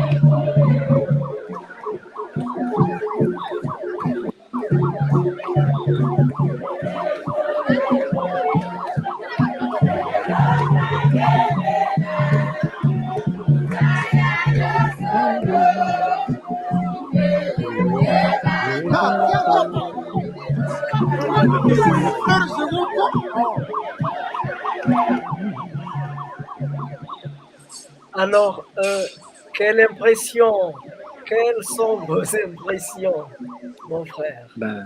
C'est quelque chose d'inimaginable. Là, c'est pas le vivant qui parle, hein, c'est pas la réalité qui parle. Au-delà de ce qui se passe, mais il y a quelque chose d'autre qui se manifeste. Forcément, c'est pour ça que je dis que au-delà de nous, il y a quelque chose d'autre, il y a un autre cercle qui fait son travail. Et donc, je me suis retrouvé à Kimbélé, gratuitement, en retrouvailles, à l'issue d'un documentaire sur l'origine du départ de ces ancêtres qui ont quitté entre 1870 et 1890 le Congo en passant par le comptoir de Luango et qui se sont retrouvés à Mariana. Donc à 8000 km. Et voilà, donc, sur mes rochers, depuis 20 ans, 25 ans, en passant par beaucoup de frères africains grâce à Internet, parce que en passant par toi, en passant par Didier Maruel, Nzondu, Marie-France, les frères Mizidi, et beaucoup d'autres. J'en oublie, grâce aussi à Jupa Congo qui m'a accompagné, qui a préparé aussi cette réception. On voit maman Makuta Kimoya, on voit les gens des Fers 3 là, mais si Ajupa Congo n'était pas parti une semaine avant pour expliquer aux gens en quoi et pourquoi je venais, pour préparer, je dirais, tout ça, FR3 ne se rend même pas compte du travail qui était fait de préparation. Donc, merci à Jupa Congo, dont je suis trésorier, à maman Kimoya, qui a fait un énorme travail parce qu'elle parle le Kikongo. Et tout ça, ça fait que ça a pris une résonance spirituelle, philosophique, de voyage, de quête, de sens. Et une boucle qui est bouclée, voilà, en fond de Bernadette Ndendele, mélangé en blanc, et aujourd'hui qui recherche sa nationalité congolaise, qui met le pied dans le pool, qui traverse Congo-Brazzaville, qui tombe sur l'eau Mayumbe, alors qu'il y a un moulin pendant l'esclavage à Marie-Galante qui s'appelle Mayumbe. Je comprends que Mayumbe, ça veut dire montagne. La seule chaîne montagneuse qui existe, c'est la barre de l'île qui se trouve donc à Marie-Galante. Je comprends que des Congos arrivés là-bas ont su imposer un nom qui est resté jusqu'à aujourd'hui. Le moulin de Mayumbe, je retrouve de l'eau minérale de Mayumbe, et traversant le pôle, on me dit là, c'est la région de Mayumbe. Donc, en allant un petit peu plus haut, je suis à Kimbele, et je me suis dit qu'en mettant le pied, quand je suis sorti de l'avion, j'étais déjà dans un phénomène de déjà-vu. J'étais chez moi, j'avais rajeuni de 20 ans, de 30 ans, et ce qui m'a marqué, je le dis aux gens, et je pense qu'il y a une interview face au fleuve Congo, je le dis, quand j'ai mis le pied, je n'ai pas ressenti ça au Sénégal, j'étais trop jeune.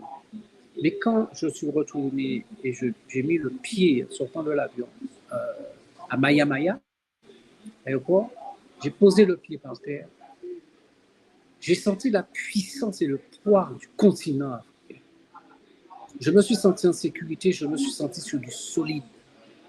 La solidité, le poids du monde et l'équilibre du monde résident en terre africaine.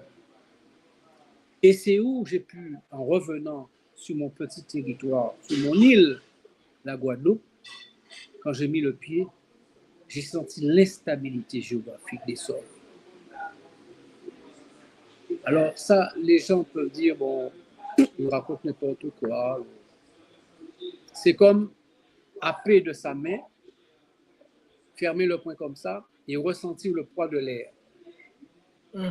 Qui peut me dire, en fermant le poing, ressentir le poids de l'air? Je suis arrivé au stade où c'est comme si j'étais capable de ressentir le poids de l'air. Alors, est-ce une histoire? Est-ce une chose à venir? Jusqu'à présent, je cherche l'explication de ça. Le poids du continent, la sécurité majeure, immense, solide, par terre, quand j'ai mis le pied qui est retransmis par la plante, la voûte des pieds, je dirais cette stabilité. Et quand je suis revenu chez moi, je me suis dit, mais là où je suis aujourd'hui, comme là maintenant en Guadeloupe, j'ai presque l'impression d'être sur un bateau et je sens tanguer l'île. Et c'est où je me suis dit qu'il y a pas une légende, hein, c'est pas une légende, le mot m'échappe rapidement là. Il y a de Vuluzi Kimbangu, je crois. Il y a un érudit africain qui a dit que tous les enfants de la diaspora reviendront en terre congolaise et que nous devons nous préparer dès maintenant parce qu'il y a une instabilité, il y a quelque chose d'instable dans la Caraïbe. Et que tous les enfants, pas une obligation pour dire sortez, partez immédiatement, mais dans l'histoire du monde, géographiquement, du point de vue sismique ou volcanique, il se passera des choses dans la Caraïbe et c'est en terre congolaise que nous allons retrouver notre stabilité et que nous serons reçus. Alors, il faudrait peut-être faire une visio avec Kimoya, qui est une personne extrêmement croyante et érudite en la matière. C'est une linguiste, c'est une chercheuse qui a beaucoup travaillé sur cette prédiction. Et j'oublie le nom peut-être que tu pourras m'aider, hein. Le nom m'échappe. Et je vais retrouver de cette prédiction qui dit que les enfants de la diaspora reviendront chez eux et seront acceptés, reviendront chez eux. Et je dis que peut-être par anticipation, peut-être que je m'avance, j'ai dû ressentir cette fragilité ou cette période historique à venir, peut-être qu'il viendra dans 1000 ans, hein, puisque le temps humain n'est rien par rapport au temps avec l'humanité. Mais je suis persuadé que des choses sont à venir. Des choses sont à venir et je dis aux gens de se déplacer, d'aller sur place pour avoir le ressenti, pour savoir ce que le pays pourrait leur chuchoter à l'oreille, pour ressentir les grigores, pour ressentir avec les ancêtres, ressentir avec les habitants de Kimbélé, où j'ai retrouvé le visage de ma mère, j'ai retrouvé des oncles, j'ai retrouvé des visages, des odeurs, des cris, des larmes, des joies, des danses, des bruits dans le vent, dans les arbres, et qui comme si j'y étais. Alors,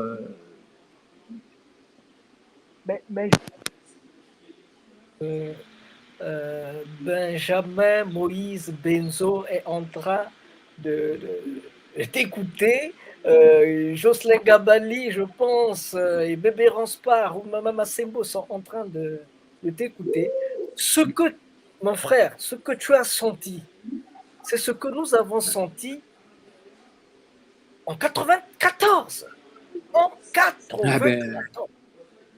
C'était moi, ça, je n'ose pas dire plus pour ne pas créer de frayeur, parce que depuis mon retour, je parle avec mon épouse et tout, et je ressens de plus en plus le besoin de retour et de faire des choses là-bas. J'ai le chef du village de Kimbélé qui m'appelle. Les gens attendent beaucoup de choses. Il y a tellement de choses à faire en Afrique, mais avec des terres. C'est-à-dire ce que nous appelons pays ici. Les gens, des Guadeloupéens, mon Dieu, j'aimerais qu'ils comprennent qu'ils sont sur une capsule de limonade. Et que le pays, le pays, c'est l'Afrique. Le véritable pays, c'est l'Afrique. Notre tremplin, notre avenir, notre verticalité, on parlait de verticalité, c'est là-bas. Et tu as vu comment j'étais reçu. Il ne faut pas prendre le fait que je sois porté comme une symbolique personnelle, hein. Attention, je dis ça aux gens. Ce qui s'est passé là, rien n'était prévu que ça se fasse comme ça. C'est la symbolique du retour. C'est cette magie du pays retrouvé. C'est cette joie immense où les gens m'ont accepté, où j'ai accepté les gens, on a pleuré, on a dansé entre nous. Moi, je ne sais pas danser, je suis un anti-danse d'ailleurs. J'adore la musique, mais la danse et tout, je trouve ça un côté festif et c'est personnel, mais inutile. Eh bien là, j'ai été obligé. Et tu vois, au départ, quand je descends de la voiture, il y a un frère africain qui m'a dit, mais il faut danser avec eux. Parce que quelque part, il faut danser avec eux. Tu es africain. Et les gens m'ont accepté. Il y a une dame dans l'assistance, parce que là, vous n'avez pas les échanges, les pleurs, les grimaces, les cris, les cris réels.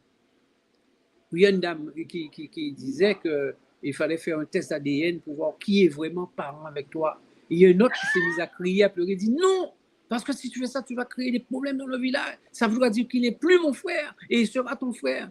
Donc, s'il vous plaît, ne faites pas ça. Et j'ai dû prendre la parole et dire non, je ne ferai pas de test ADN. Vous êtes tous mes soeurs et mes frères. C'est tout.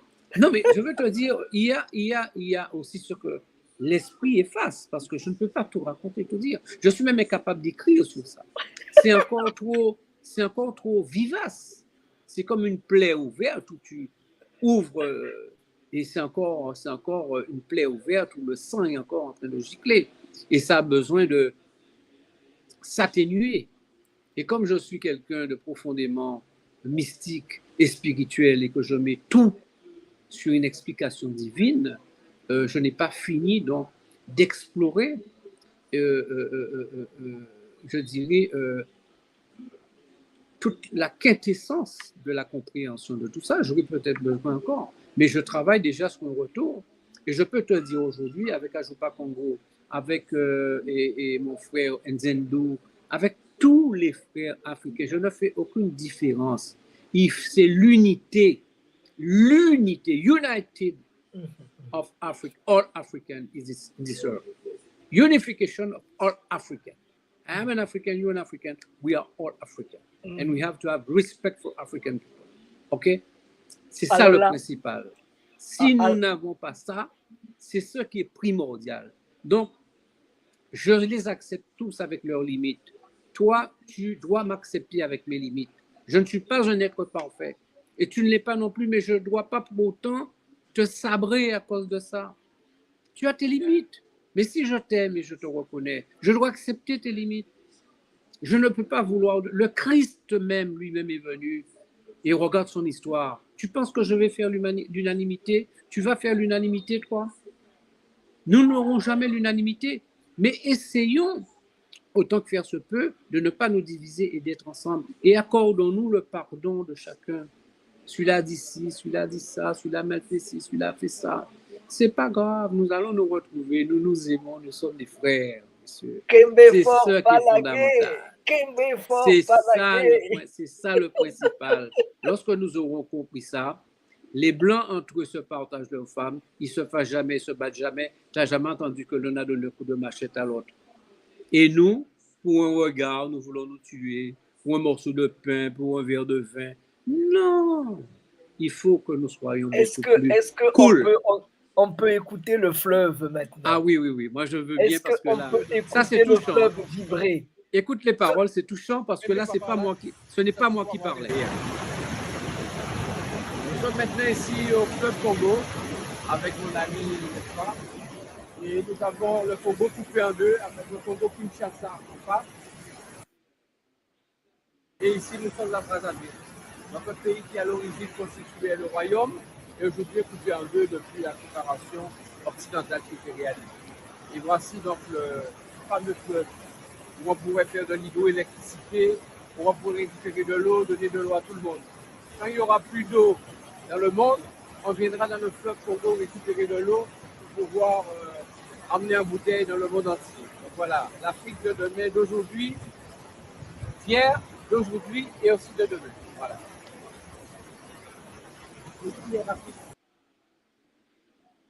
Non mais c'est la suite qui est intéressante. Écoute la suite. Super. Un mot à dire? Le mot à dire, eh bien, il faut venir se ressourcer dans le pays de la Genèse, le pays du début du monde. Il faut venir au Congo-Brazzaville pour ressentir la pesanteur, je dirais, de l'humanité et de la terre entière. Parce que là se situe le centre du monde. C'est là réellement, quand on est debout, on sent la force créatrice, la force divine du plus grand. Et... voilà. Alors, ça a bugué, mais il faut écouter le reste. Ah bon? Parce que là, c'est pas moi, je ne parle pas, là, c'est pas moi qui parle. Non, c'est sérieux ce que je te dis. Là, c'est pas moi. Hein. Ça, c'est bien. Mais... Alors, le retour, c'est pour quand? Alors, je te dirais une chose, que tout comme je suis parti au Sénégal, tout comme je suis parti récemment, et grâce à Laura qui m'a rappelé, que j'embrasse comme une petite sœur, comme c'était ma fille, et Marie-France aussi que j'embrasse, Benzo, quand on dit Zola, Zola, c'est l'amour là-bas. Voilà. Eh bien, j'ai donc la patronne d'Ajupa Congo qui m'a appelé, qui est une sœur aussi, donc Primouya, qui me dit: Bernard, depuis ton interview à RTV Congo, ce truc-là est en train de créer un gros boom. Imagine-toi qu'il y a un grand ponte noir du Black Caucus new-yorkais qui nous invite en Afrique du Sud pour parler de ton retour en Afrique, ton retour au Congo. Hier, elle m'appelle, elle me dit ça. J'ai quelqu'un qui travaille sur ma nationalité congolaise. Le chef de Pimbélé m'appelle. Le consulat, je suis en contact avec eux. Ils sont prêts à me donner 200 hectares de terre pour faire du café, du cacao, de la vanille, pour monter un élevage, faire des bœufs, mettre des cocotiers, faire tout ce qui n'existe pas. Parce que j'étais choqué quand je suis arrivé à Brazzaville, qu'on m'a donné à boire du café soluble venant du Made in India. J'ai dit comment vous n'avez, parce que je suis un amateur de café, j'ai dit comment vous n'avez pas du café à me donner alors? Ah ben non, c'est tout ce qu'on a. J'ai dit allez me chercher le café ancestral du terroir congolais de Brazzaville. Apportez-moi ce café-là, nous allons le réimplanter dans le pays. Les gens m'attendent, les gens n'arrêtent pas de m'appeler avec Ajupa Congo. Il y a des choses à faire. Ou en Guadeloupe, on a l'impression que tout est mort, il n'y a pas un cri. Voir une femme enceinte, il faut faire un vœu. Parce que tu vois ça tous les 10 ans maintenant en Guadeloupe. Les gens ne sont plus enceintes. On dirait que ça grésille là, non? On dirait que ça... Je t'ai perdu ou pas, non? Du point de vue du son, ça va? Non. Okay. Donc, je disais, quand j'ai été dans les écoles, parce que là, tu n'as pas tout, mais le pétillement, la vie, le battement cardiaque, les émotions, les femmes, la démarche, chalouper des femmes, les coups de peule, les regards, je veux te dire, cette joie des enfants. Il y a comme une espèce de vie, une espèce de on ressuscite au Congo-Brazzaville. C'est-à-dire qu'il y a quelque chose d'ancien, mais en même temps de nouveau que nous avons perdu ici, parce que nous sommes en pleine schizophrénie dans un pays colonisé, où nous nous sommes haïs nous-mêmes par rapport à nous-mêmes, par rapport à notre race. On nous a appris à aimer l'autre. Je ne dis pas ça avec haine, c'est un constat. Donc nous avons une espèce d'ambivalence en nous qui fait que nous avons une haine de nous-mêmes. Et c'est quand tu reviens là que tu es réellement sur les deux pieds et que tu es en réconciliation avec toi-même, avec tes ancêtres, et les choses s'alignent, où tu finis par voir, mais c'est-à-dire pas voir le tangible, un tel qui est devant toi, mais tu respires quelque chose qui te parle et qui te dit des choses. Et c'est là que tu te sens vivre en toi quelque chose de au-delà de l'humanité, que tu es un être vieux, tu es un être ancestral, et que la tradition et que les ancêtres sont là, et que tout ce monde est vivant autour de toi. Tu es 1000 fois plus vivant que dans un pays aujourd'hui. Quand j'entends, par exemple, qu'il y a, depuis janvier à aujourd'hui, il y a 35 décès par arme à feu entre les jeunes dans mon pays, Guadeloupe, je me pose des questions. Je m'investis en politique et tout, mais je finis par me dire, je me pose beaucoup de questions là, en ce moment. Et je pense de plus en plus au Congo-Brazzaville, je pense de plus en plus à l'Afrique et de cette quête spirituelle. Alors, avec Ajupa Congo, il faut en parler, puisque je vois qu'il est déjà à moins de quart. Depuis, j'ai fait un sacerdoce, j'ai fait un vœu avec Kimoya et avec Marie-France, avec tous les frères qui veulent bien m'aider, qui sont avec nous. Parce que je ne m'approprie pas les choses. Hein. Le jeu, moi je m'en fous. Hein. Mais on va essayer d'organiser un charter pour amener les frères à connaître.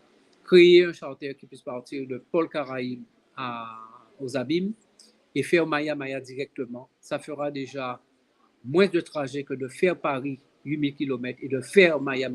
Ça fait 16 000 km. J'ai fait 32 000 km en avion pour aller et revenir. Donc, moi, ce que j'essaie de voir là avec Air Caraïbes et autres, Air Canada et Air France, de voir comment on peut faire une ligne directe, ce qui ferait déjà donc moitié d'énergie, de temps et d'argent, et de voir comment on pourrait passer 7 jours là-bas. Pas dans le but de tourisme à l'occidental. Hein. Je n'apprécie pas ce terme. Ce sera un voyage spirituel. C'est-à-dire ce que j'ai vécu, je ne peux pas le raconter. C'est une affaire personnelle. Les gens qui vont m'écouter vont même croire que je suis fou. Et donc, je préfère dire aux gens, pour que nous ayons une discussion d'homme à homme, de cœur à cœur, fais ce que j'ai fait, nous allons parler après. Parce que si je te dis les choses, ou comme là maintenant nous sommes en train de parler, je sais que tu es de là-bas et que tu ressens et que tu sais ce que je dis. Marie-France sait ce que je dis. Benzo comprend ce que je dis. Et c'est pour ça, dès le départ, sur place, lorsque le frère m'a dit, face fleuve Congo, mon ressenti, je lui dis, mais il faut venir. Et après, nous allons partager, nous allons discuter. Parce que ton ressenti n'est pas le mien, et ce qu'on te donnera, ce qu'on te dira, la façon qu'on va te le dire, tu le ressentiras autrement, peut-être ce ne sera pas comme moi. Mais par contre, partager ce que tu as ressenti, ce que j'ai ressenti, là peut-être tu as quelque chose de fort à créer. C'est ça que j'ai besoin qu'il y ait le maximum de personnes, qu'il y ait 2 charretiers par an, qu'on aille là-bas, créer un pont réel avec le pays là-bas, pour que nous soyons mieux dans notre tête, mieux sous nos 2 jambes, mieux dans notre pays. Je pense que le pays a besoin de gens, de ses fils conscients des ancêtres, conscients de l'Afrique, et qui auraient donc une libération totale, je dirais, de cette chape de plomb, de cet apport archaïque et puant de l'Occident, qui nous a un petit peu modifiés, qui a fait de nous des êtres bicéphales. On ne sait plus qui on est. On a besoin, dans notre quête identitaire, parce que beaucoup d'écrivains parlent de quête identitaire, mais la quête identitaire, peu on dit que ça passait par un lavage de cerveau, par une purification africaine. Voilà, le terme est venu. Moi, j'ai ressenti ce voyage comme une forme de purification. Et depuis, je suis on ne peut plus lucide sur qui je suis, sur ce que je fais et dans mes relations avec tout le monde.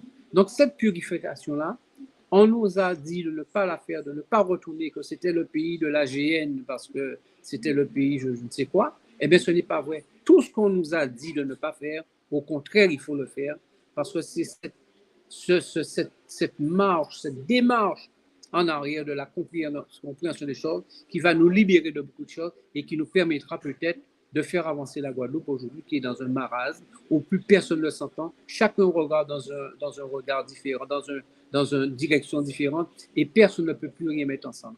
On a l'impression aujourd'hui qu'on est dans la cage aux folles et que plus personne ne fait confiance à personne, plus personne ne se regarde. L'amitié, l'amour, l'affection, la famille, tout est en train de partir en déliquescence.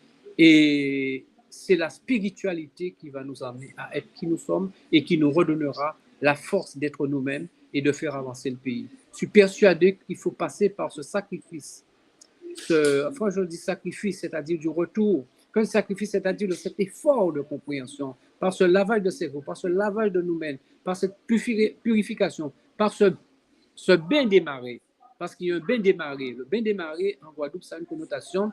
À chaque nouvel an, les gens allaient quelque part, se lavaient, faisaient des incantations pour se libérer de beaucoup de choses. Le retour au Congo, pour moi, c'est comme un bain démarré. Je me suis lavé le visage avec l'eau du Congo-Brazzaville.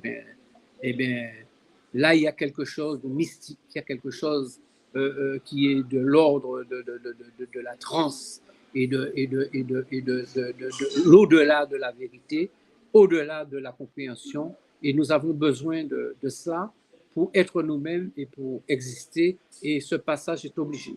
Donc, je remercie vraiment Jupa Congo, Kimoya, Nzendou, Marie-France qui a fait ce premier voyage, Benzo et tous les frères, Trois et tout ça, et tous ceux qui travaillent, Alexis Bongo qui nous a reçus, et tous les frères qui sont entrés aussi d'Afrique, faire un gros travail sur cette acceptation des Antillais, de tous ces enfants de la diaspora. Eh bien, nous avons besoin de l'un de l'autre pour être plus fort et surtout pour qu'on soit respecté.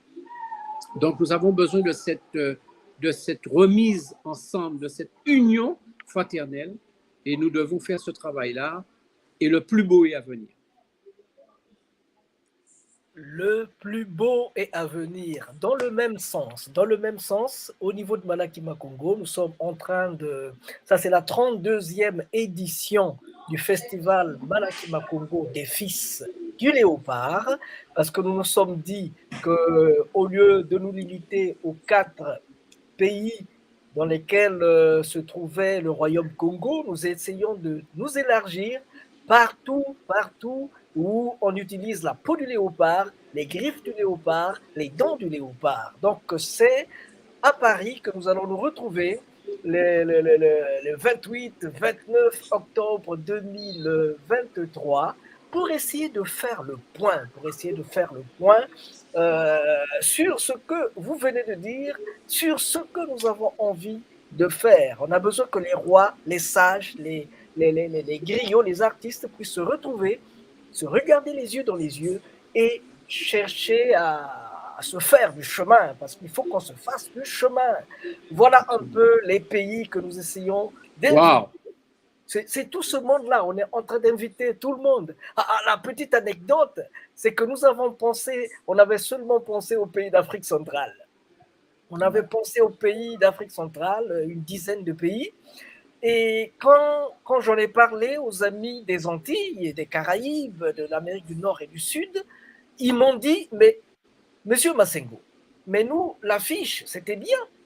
Mais comment se fait-il que vous avez seulement besoin si les Gabonais, les Congolais, les Angolais viendront avec leurs sages, leurs rois, leurs ministres, nous aussi, on veut venir avec nos sages, nos rois, nos ministres. J'ai dit, ah. J'ai dit, bon, moi, je ne veux pas je ne veux pas déclencher une discussion qui remonte à 5 siècles. Donc, si vous voulez venir, parce qu'on pensait deux personnes, non. Je me suis dit, si vous voulez venir avec vos sages, vos rois, vos ministres, venez. Même si vous voulez venir avec le président Lula, venez. Moi, j'ouvre les portes. Et c'est dans le même sens que je venais d'inviter mon frère Dendele.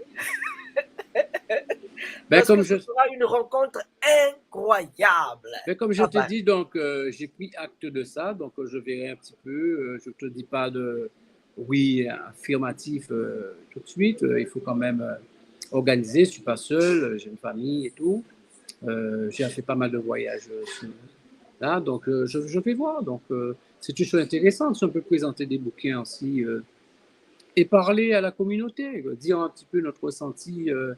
Sans haine vis-à-vis des autres, encore une fois, hein, sans agressivité. Hein. Je pense qu'il faut être, comme on dit chez les Anglais, relax et tranquille aujourd'hui. Ce qui est dit avec sérénité a encore plus de force que de le brandir avec un couteau à la main.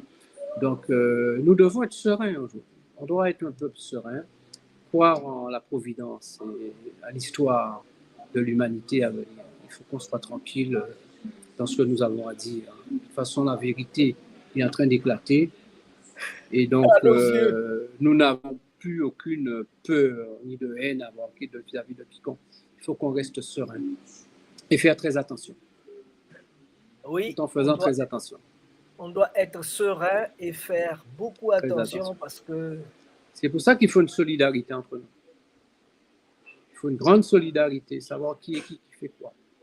Et c'est parce que nous aurons un cercle vertueux suffisamment grand et fort avec une chaîne où chaque maillon sera suffisamment solide, qu'on va nous respecter et que les gens auront peur de nous attaquer. Mais si tu fonctionnes individuellement, tu n'as aucun frère autour de toi, et que l'un est en train de tirer sur l'autre, dit « Ah, mais qu'est-ce qu'il croit? Qu'est-ce qu'il dit, celui-là, n'importe quoi ?» Il faut arrêter avec ça. Autant si tu as un problème avec le frère, tu l'appelles personnellement, tu dis « telle chose entre nous. » Mais jamais décrier un frère ou une sœur à la barbe du monde, qui veut l'entendre, pour toujours... créer une espèce de division entre nous. Ça, c'est quelque chose que nous devons annihiler dans notre concept de vie, c'est de créer encore davantage de division entre nous. Nous devons nous unir et pouvoir nous accepter avec nos limites. Et sans pour cela casser du sucre sur l'autre. Ça, il faut qu'on arrête ça, il faut qu'on apprenne à être solidaire. Alors, on va écouter une petite partition de musique. Et puis après, monsieur... Ben, on est pratiquement l'heure. Je voulais quand même te dire rapidement, très rapidement, au lieu d'écouter la musique, parce qu'il ne va pas nous rester trop de temps, il est déjà moins 5. Je voulais te dire que pour Ajupa Congo, j'ai fait un petit point quand même pour te dire que l'objectif, c'est de transmettre et valoriser la civilisation Congo pour préparer nos peuples au retour prophétique, voilà, prophétie de Kimbangu, le 10 septembre 1921 à Mbanza Nsanda, actuelle République démocratique du Congo. Nos actions, pôle recherche et enseignement, langue Congo, Kikongo, Kikami, qui est le créole, histoire, spiritualité par rapport à nos ancêtres, un pôle voyage, retour au Congo, terre ancestrale, expérience pilote avec mon départ à Kimbélé, invitation au Congo du continent à visiter leurs sœurs et leurs frères de la Caraïbe. Et il est prévu donc un pôle édition aussi avec des ouvrages de Civilisation Congo qui seront donc édités. Et d'ailleurs, Kimoya a commencé avec ça. Et tout individu de la diaspora qui voudrait écrire, qui ne trouve pas un éditeur, nous sommes là donc pour promouvoir ensemble. Alors, je veux dire que je suis rentré à Jupa Congo, j'ai porté aussi ma petite note de sagesse. Kimoya m'écoute, elle m'entend, on arrive à travailler, moi j'entends aussi ce qu'elle me dit, mais je pars de concept où moi j'ai eu beaucoup de chance dans ma jeune vie avec des parents, beaucoup d'amour, et je pense qu'il est toujours plus facile en touchant les gens, d'amener les gens à faire les choses au lieu de se dresser contre les gens. Surtout nous sommes un peuple de guerriers. Nous sommes des guerriers. Le noir est physiquement quelqu'un de fort et de mentalement. Donc, si tu veux, tu peux tout avoir de lui, mais il faut venir avec amour. Et je dirais, c'est comme ça que tu arriveras à avoir un échange. Mais si tu viens sur des quiproquos avec un esprit de supériorité et tout, il te donnera l'impression que tu as la supériorité, mais ce ne sera jamais acquis. Donc, la meilleure façon, c'est d'être authentique avec les gens. Et nous avons besoin de cette nouvelle sociologie, de l'authenticité entre nous, dans nos discours, dans nos conversations, dans notre humanité, dans notre vie et dans nos rapports interindividuels avec l'épouse, avec les enfants, parce que ça ne va pas essentiellement. Nous avons un effort à faire. L'Occident nous a appris à ne plus de voir le sacré dans la famille. Mais si nous avons des enfants aujourd'hui en Guadeloupe aussi en déperdition, c'est parce que nous avons perdu aussi le sacré de la famille. Alors que nous respections nos ancêtres, nos anciens, nos vieux, grands-pères, grand-mères, il y avait une dame, il y avait une tante, il y avait une tante, il y avait la personne qui t'avait porté au baptême, il y avait la marraine, chaque chose était à sa place. Aujourd'hui, la civilisation occidentale a tout détruit. On a démystifié et démythifier le prêtre, le professeur à l'université. Plus personne n'est personne, tout le monde. Nous sommes tous je dirais, en déperdition, nous ne valons rien. On ne peut pas bâtir une société lorsqu'on tue les valeurs et lorsqu'on a l'impression de tout niveler par le bas et en ne respectant personne, ni papa, ni maman, ni épouse, en levant la main, en tapant, en brisant, en tuant les épouses. On est rentré dans une théorie de l'agression, de l'agressivité à outrance. Nous n'avons pas besoin de ça pour exister et pour dire qui nous sommes. Il faut que nous soyons conscients de ça, que notre survie et notre avenir passe une meilleure entente entre nous, et un plus grand amour vis-à-vis de nos enfants, de nos petits-enfants. Et nous avons perdu aussi ce qu'on appelle la parole, le conseil des vieux, la sagesse, la parole. Nous étions un pays de l'oralité. Benzo peut te le dire, avec le conte. Mais tout était éducatif, tout était pédagogique, tout était initiatique. Nous avons perdu ça. Nous nous sommes embourgeoisés, nous sommes entrés maintenant dans une théorie de l'individualisme et ça ne va pas avec notre terre, ça ne va pas avec notre mentalité, ça ne va pas avec notre peuple, ça ne va pas avec notre pays. Il faut faire attention. Il faut faire attention. Je demande aux Guadeloupéens, je demande aux enfants de la diaspora, et notamment aussi en Afrique, d'arrêter, encore une fois, d'être le jouet des autres. Il faut que nous soyons conscients qu'il y a un jeu qui se orchestrait depuis longtemps pour faire de nous des individus qui n'ont plus de droiture et de rectitude. Donc, faisons cet effort d'être des gens bien, et d'être des exemples pour nos enfants et vis-à-vis de notre famille, de nos parents autour de nous, pour que lorsque nous ayons à parler à nos jeunes, pour qu'ils puissent dire « Ah ouais, ce que le monsieur dit, c'est vrai, bon, c'est du respect ». Nous avons perdu ça et plus personne ne peut donner de conseils à nos jeunes. Mais je pense que c'est une stratégie qui est voulue. Donc faisons attention. Soyons attentifs à ça. Et ne tombons pas davantage dans le piège. Nous sommes en train de tomber dans un piège. Et il faut être conscient de ça quand on se réveille le matin, pour dire non, je ne dois pas tomber dans le piège. Je suis quelqu'un d'autre. Je suis venu ici pour une mission par rapport à mon passé, qui je suis. Je suis issu de la diaspora, de l'Afrique, telle et telle chose, ma famille, mon père, ma mère. J'ai du respect à avoir. Et nous aussi, en tant que parents, comme je te dis, il faut qu'on enseigne ça à nos enfants. Donc, tu vois, notre mission ne s'arrête pas au fait d'aller faire du tourisme au Congo-Brazzaville et de dire j'ai vu le fleuve. Si c'est pour ça, je veux te dire, c'est à la portée de tout le monde. C'est que, fort de cette prise de conscience, cette quête spirituelle doit pouvoir t'armer, te donner le bouclier contre l'enfer qui nous vise. Quand je parle de l'enfer, de cette civilisation occidentale et matérialiste, basée essentiellement sur l'argent et l'apparat et le funeste, le lugubre, où tout est basé sur le malheur, où les gens sont en train de grimacer, les gens ne savent plus, comme disait le poète, ne savent plus danser sur la chair de leurs pieds, ne savent plus marcher pieds nus sous les terres, ne savent plus regarder la beauté de notre pays et la saveur de nos fruits, la beauté de la femme entière, et reconnaître qu'elle est mystique, qu'elle est universelle et qu'on lui doit respect. Arrêter ces danses de cul qui nous tuent et qui est en train de tuer l'image de la femme. Tout ça, ça fait partie. Et de nos petites filles dès l'âge de 1 an, 2 ans, 3 ans, qu'on apprend à twerker, des trucs comme ça. Nous avons la magie du corps en nous. On n'a pas besoin de nous apprendre ça.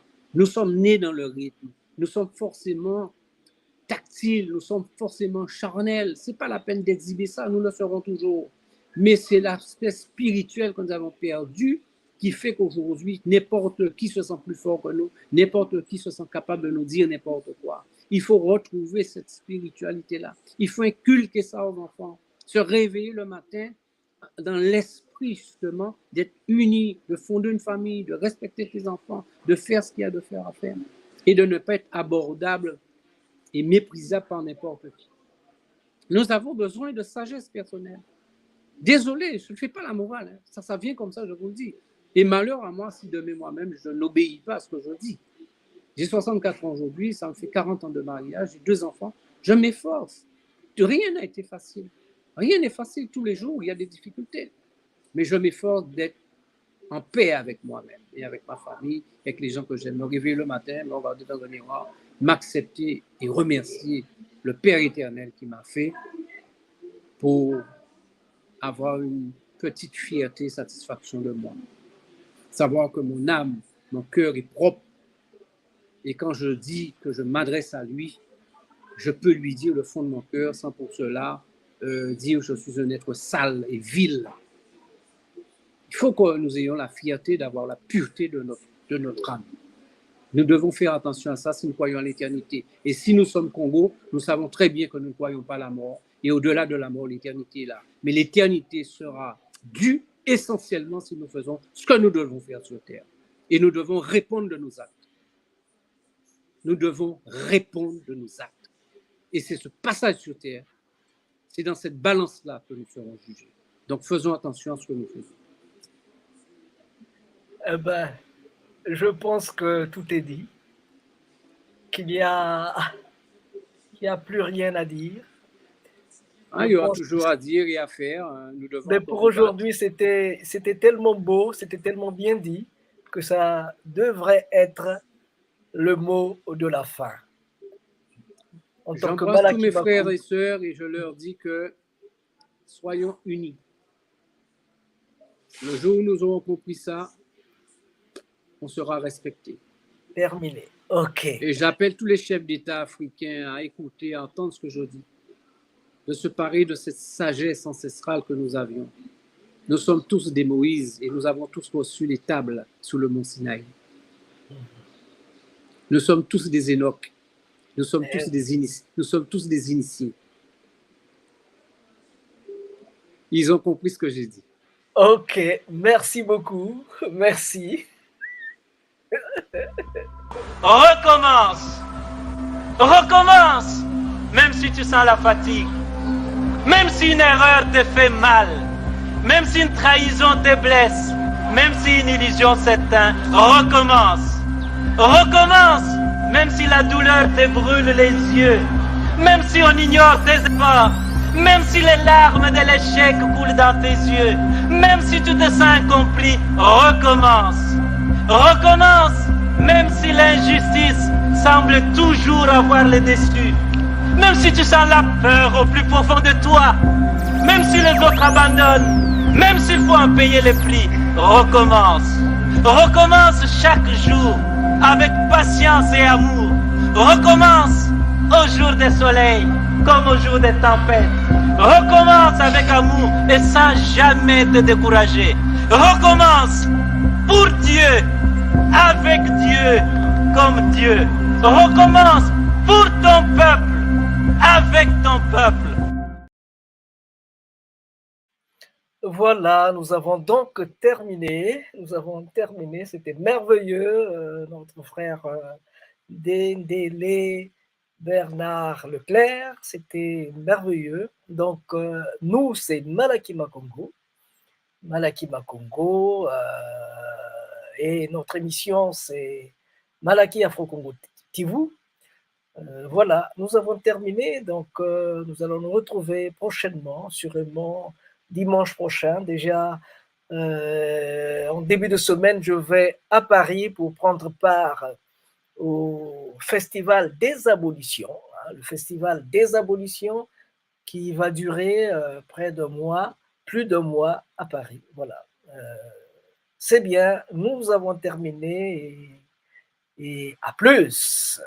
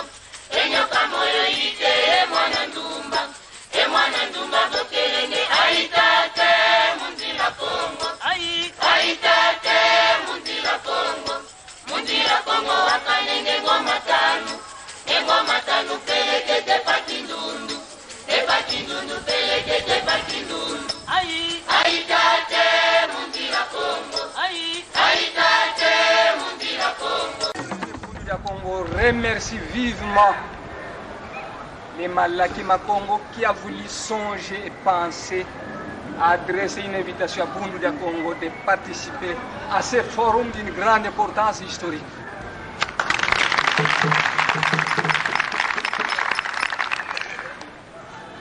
Longia Congo a dit: un peuple qui perd sa langue et qui oublie sa culture ressemble à un arbre déraciné, tôt ou tard fanera.